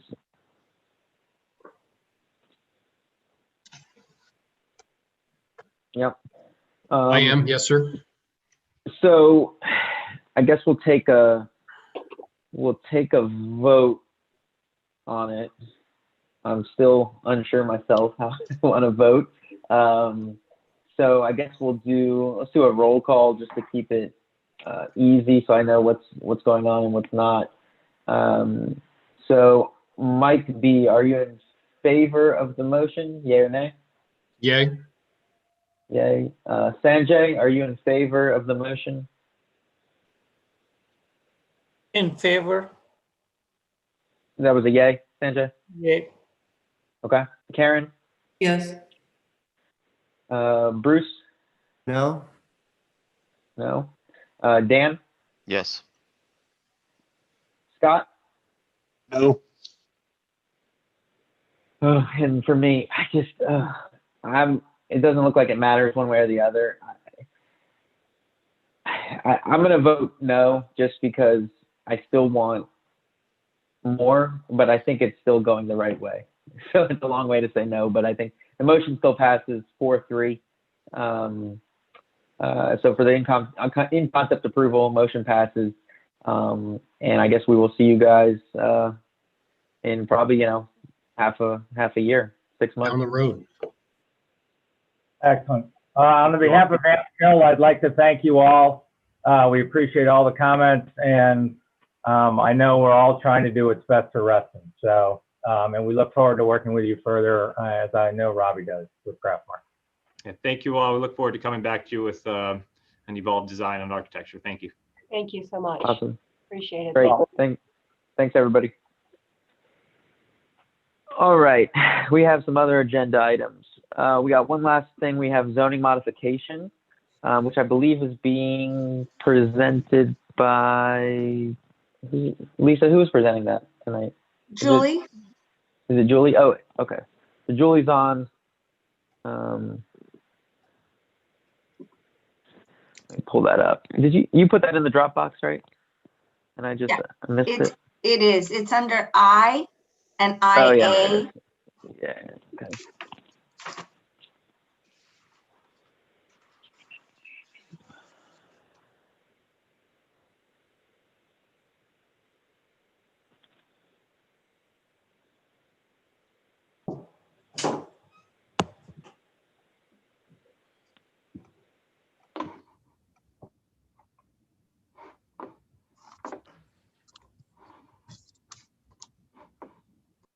All right. Is Julie there?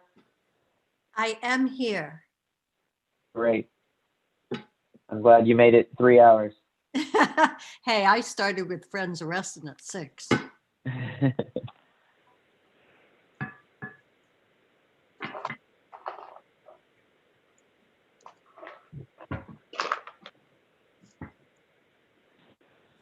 We do appreciate you all taking the time yet tonight to hear and learn a bit more about ZMod. And I know we've fed you some information over the last month and a half or whatever it was on ZMod.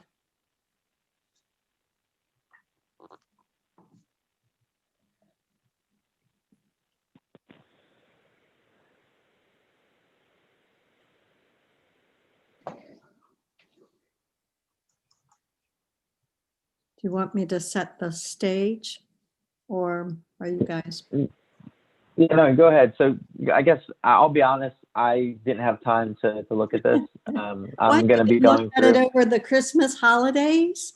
Well, no, I don't know. My wife had a baby like 8 days ago, so I've been running on coffee. So I haven't had any time, to be honest, to look at this. So I guess if you could just lay the foundation for what have you guys discussed, and then we can kind of have a hopefully fruitful discussion about it. Sure. ZMod is the county's attempt to try to make less complex, a bit more readable, a lot of their planning and zoning materials. And it's been ongoing for, I guess, the last two years, and is coming to a head as the county did go ahead and vote that they would have a public hearing on these changes next Thursday, the 28th. The end of November, Reston Association did throw a volley over the wall to the county to say, hey, these are the areas that we're most concerned about at a very high level. And in that time, since the county put forth their last draft, which was available, I think, the Monday before, the Tuesday before Thanksgiving, we have had some time to take a closer look and put together our thoughts as to where we saw it impacting Reston Association, along with an eye towards how it might impact, of course, DRB and the areas that both DRB and our covenants might be concerned about. So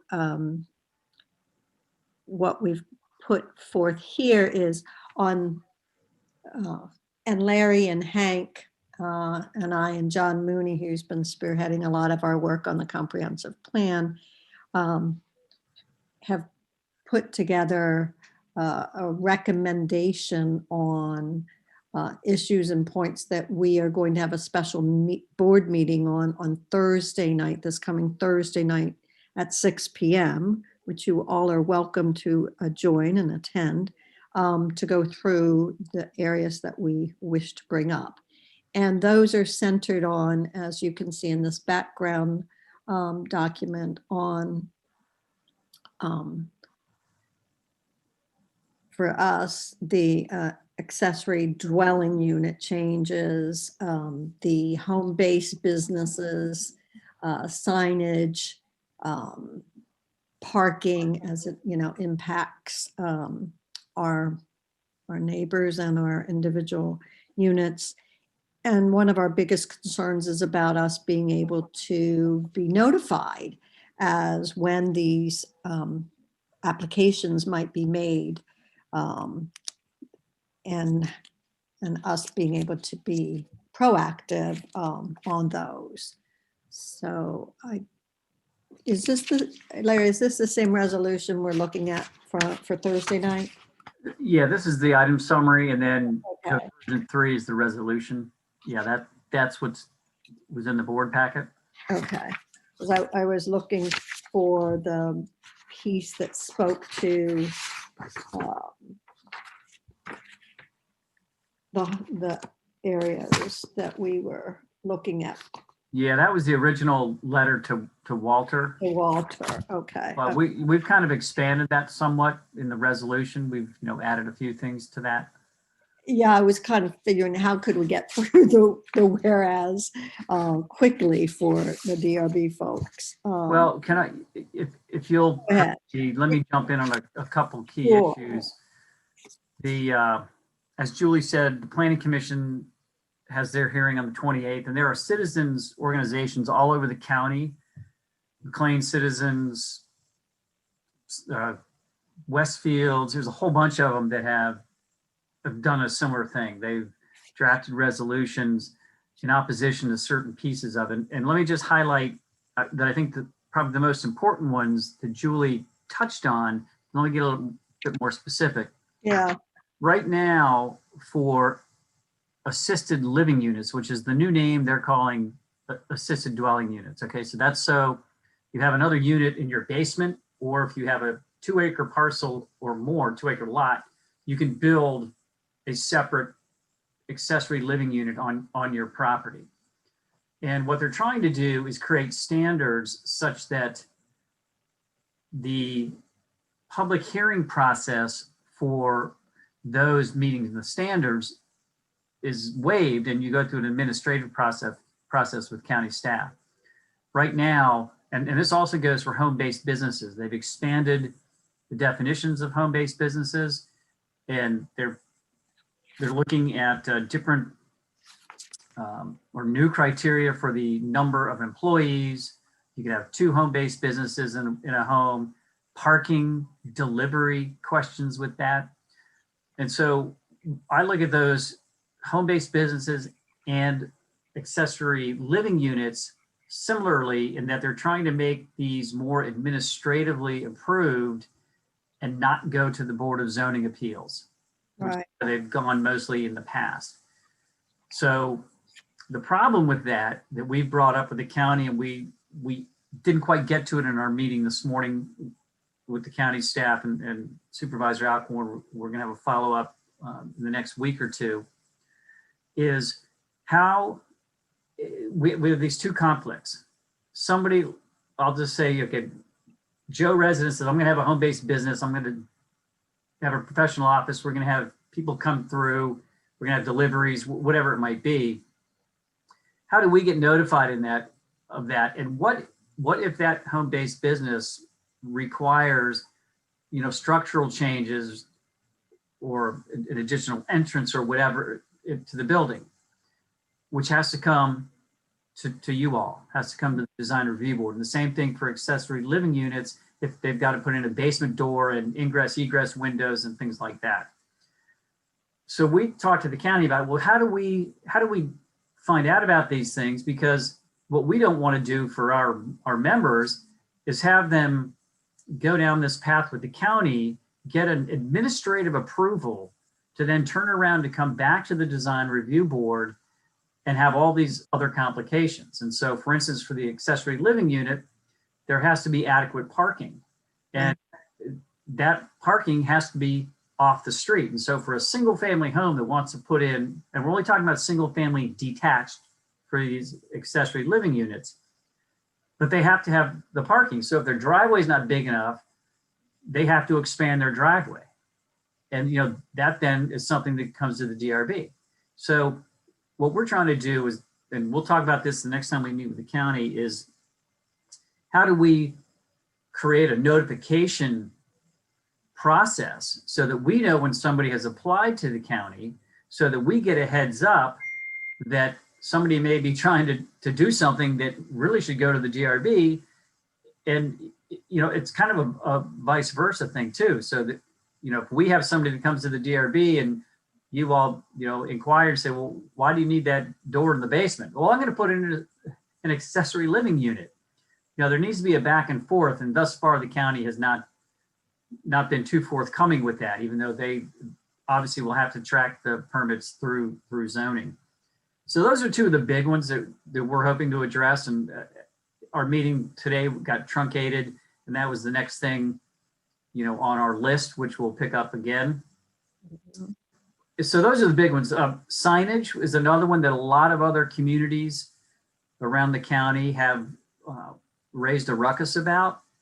And a part of that is because I don't believe they have nearly as strong design guidelines and covenants regarding signage that Reston has. And so the new regulations, would permit, I think, a 4-foot by 3-foot sign for a home-based business. Well, that's not going to fly in Reston. So we know that already. So we're much less concerned about that, while there are other communities that really are. And so I think what we're after is, if the design review board agrees that there's a potential development of conflicts with the accessory living units and the home-based businesses, depending on ultimately what the Planning Commission recommends to the Board of Supervisors and the Board of Supervisors adopts, we would like perhaps you all, if you could get a little bit of study into it, to support, because you're a separate entity, to support the RA board's position on particularly those assisted living units and home-based businesses with respect to notification procedures. And the other important one that I wanted to bring up with the ALUs is that the staff has recommended an option for the Board of Supervisors to waive the current restriction on ALUs to people that are 55 and older and those with disabilities. So essentially creating a whole new dwelling unit inside an existing single family home. And we're strongly suggesting they keep those requirements, because what we don't want to do is have a bunch of people creating ALUs, in their basements, and that's typically what they would be.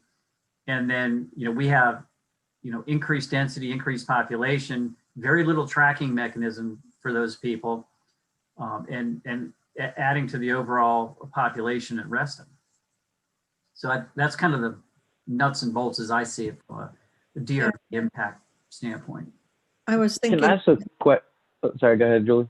I was thinking, we have those 2 frequently asked questions documents that we had this morning on accessory living units, and the second one. Home-based businesses. Home-based businesses. So we can fire those across.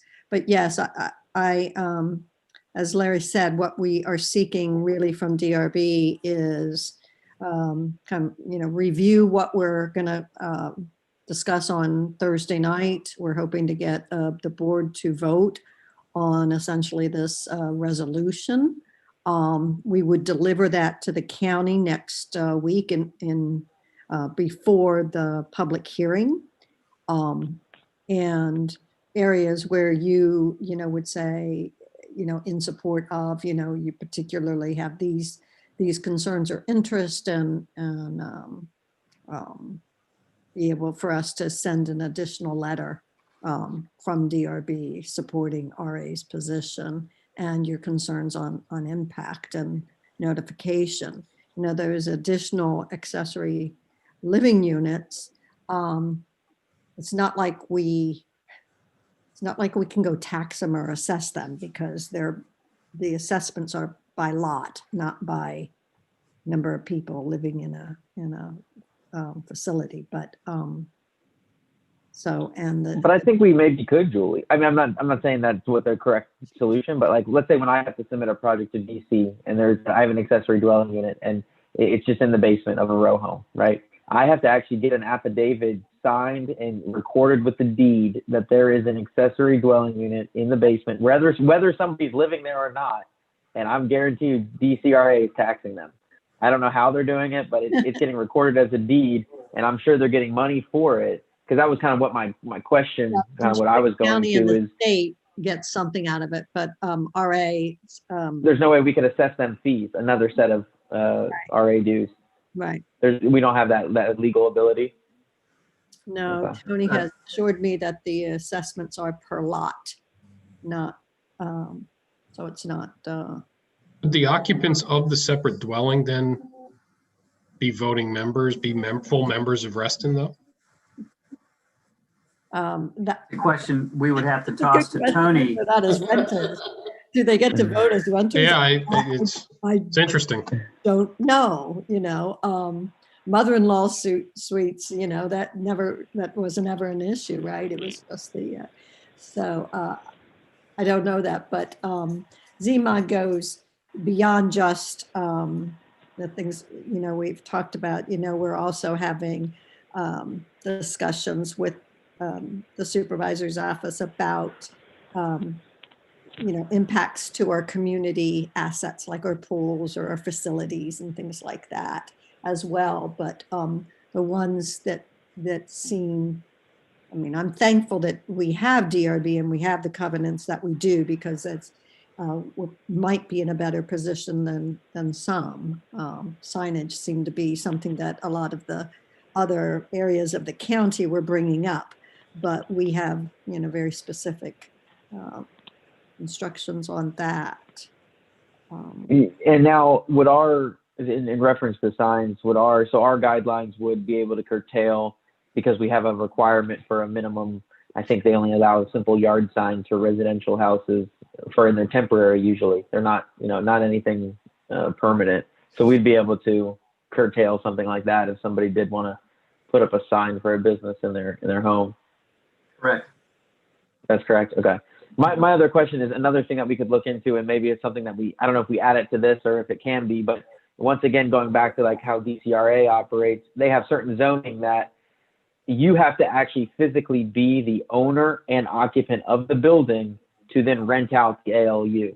And you can't just rent out both units. You can't just rent out the house and the ALU to make two streams of income. And so there's certain zoning in DC that you can do that, but then there's other zoning that's more of the family oriented, like I think it's R2 zoning, where they require you physically have to be the owner occupant to then be able to rent out your ALU legally. So there could be maybe. In the mod, they specifically say, one of the frequently asked, is there a requirement that the homeowner live in one of the units, or can they both be rented out? Yes, Okay. the owner of the home must live on the premises, either within the principal dwelling or the ALU. Only one may be rented out. Gotcha. Okay. Okay, good. But can I ask, in the interest of time, is the specific, as I understand it, there's a tight time frame for feedback from the DRB to contribute to this process.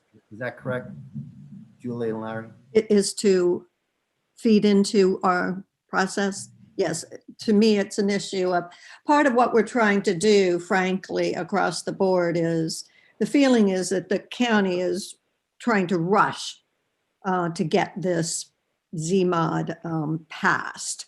Their hope is by having the public hearing now in January to bring it to, I think, the Board of Supervisors in March and have it go into effect in July. And we're kind of saying, how about slow down a bit, or certain pieces, we'd really like to see pulled out of the mod and allow more time for those to be resolved. Certainly others involved in land use in Reston, including Reston Citizens Association, CPR, Save Our Sunrise. What group did I miss? Bruce, the one that you're involved in. All are also sending letters and expressing their concerns. And knowing that DRB, like Larry said, is a separate organization within our deed. Having DRB also saying, hey, how are you going to not bypass us, right? Not make sure that we don't lose any of our rights for review and input. And some of that, yes, it can be handled, maybe through a push from a website or whatever, but it's important that that piece not get missed, as well as making sure that the concerns and the things that DRB has jurisdiction over don't get lost. Have I summarized that correctly, Larry? Mm-hmm. Yeah, and so one way to do that is if the individual members of the DRB go through the resolution, and if you just read what we put down, and again, the home-based businesses and ALUs are two of the chief concerns. Julie or I will forward you the links to the FAQs on the county website, on the ZMOD website.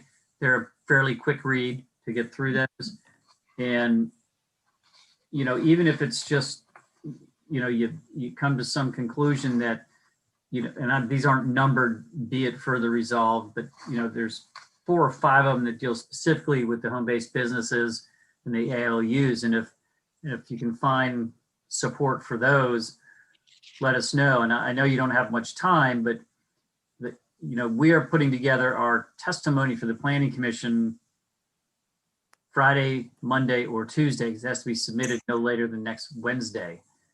And our supervisor believes that the Planning Commission is going to defer it for decision only, which means there'll be additional time for comment. But if you could get it to us, by Monday, then or Tuesday even, we could certainly include that notion in what we put into the testimony. And so I'm curious, I haven't looked at the frequently asked questions, but are they removing the, what's the word? So right now, home-based businesses have certain requirements of what is allowed and what is not. Are they adjusting what businesses are allowed to do? Like normally, you can be like myself, I have a home-based business, technically, but I'm not allowed to accept clients or anything like that. So the idea is that now you're able to allow clients and whatnot to come to your property, assuming it's a single family detached, and it's only for single family detached. Now the ALUs are single family detached. The home-based businesses are also single family attached. Right. Okay. And so there's parking issues, delivery issues, and it's pretty crazy. Well, and that's why now like when I get my B poll or whatever it's called, they say, you're not allowed to accept clients at your residence based on your zoning, right? They allow me to host my LLC or whatever here, but I can't accept people. But this would change that, where anybody could open a business and people could come into their actual home. Right. In that regard. And there are limitations, on that, but they're trying to, make it easier and make a lot of these approvals administrative. Right. Let's say you do that, and you're now able to have 6 clients come in per day. I think that's the number. Yeah, it's 2 at a time, 6 in a day. And that's no matter whether or not there's 1 or 2 businesses on site. But if you have a tight parking construct in where you live, your neighbors may want to know that you're applying for a business that's going Right. to have people coming in and out each day or possibly each day. And Yeah. if it goes through an administrative approval, your neighbors won't even know. Interesting. Okay. Yeah. The frequently asked is the one on home based is two-sided. The one on ALUs is three sides. So it won't take long to read those, but I think those are the ones that you're going to find to be most. Are you on those links right now?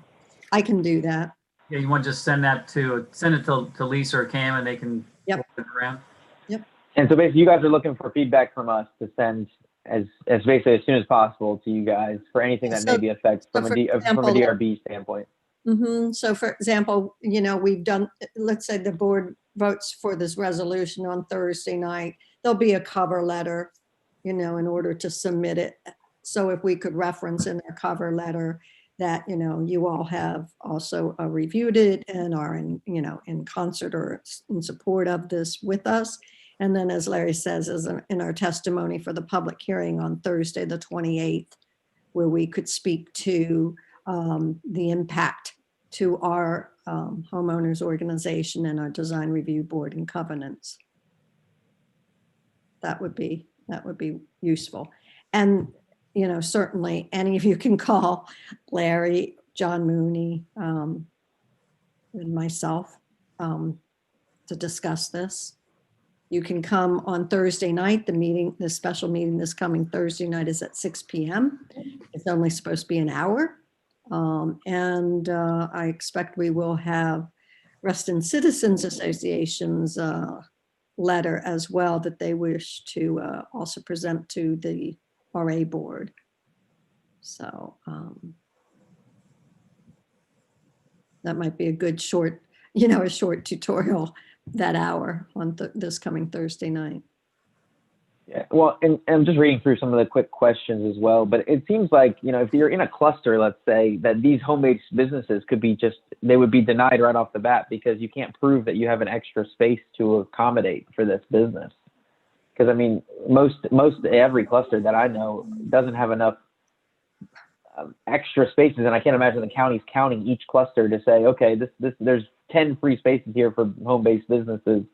We're gonna allow 10 home-based businesses to go in this cluster. To me, zoning should turn it away right away because a cluster is not going to have that extra parking that is required based on the Z-mods and what I can see.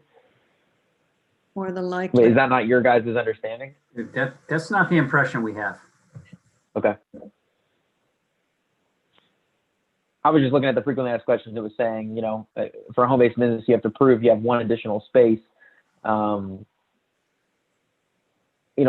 That's designated for you for your home-based business, where in a cluster specifically, that's going to be really tough to ever prove that you have. Yeah, because it's not a dedicated free space for you. Right. Whereas single family, once again, single family will have it, pretty easily. But like you said, Larry, they have to maybe enlarge their driveway or, do something in that regards.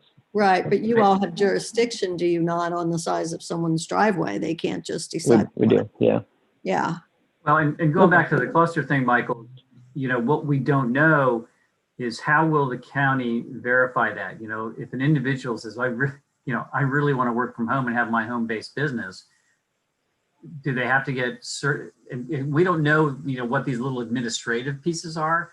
Do they have to get certification from the cluster association that you indeed have an available spot that they that can be designated? We just don't know all the little widgets behind it yet. Gotcha. Okay. Well, and what was the deadline that you guys want us to maybe send some feedback by, if we have any? It would be helpful to have it by, I guess, COB Monday. Yeah. But Monday at the latest. Okay. Mm-hmm. Could I clarify that what you're looking for is not our individual opinions? Ideally, you're looking for some way to be able to represent that as a group. Yes. The DRB has considered the resolution, by way of an example, Right. and is supportive of the restaurant association's Position. And you might bring up ones that are more, and in particular X, Y, and Z. yeah. Mhm. Right, right. Because I think the key there, Bruce, is that, you know, in that whatever gets, you know, written up ultimately, and hopefully they can say, you know, the design review board is an independent authority arm of the restaurant association. And we have reviewed the RA board of directors position and are in support, and in particular want to draw, you know, the county's attention to these 2 or 3 items that we believe will create conflicts with the administration of the covenants and design guidelines in Reston, something like that. So Michael, and from our perspective, from the DRB's perspective, finding the appropriate means of determining the sense of the DRB and the particular response in a tight period of time is a challenge. Yes. Yeah, we'd almost have to vote on it tonight and say we're in support of the board, and then, you know, we draft a letter that kind of says that essentially, from what it sounds like. I mean, I'm up to date enough now to know that I do think we do have some fallback on what we can kind of disapprove in you know, in certain circumstances, and there's certain things.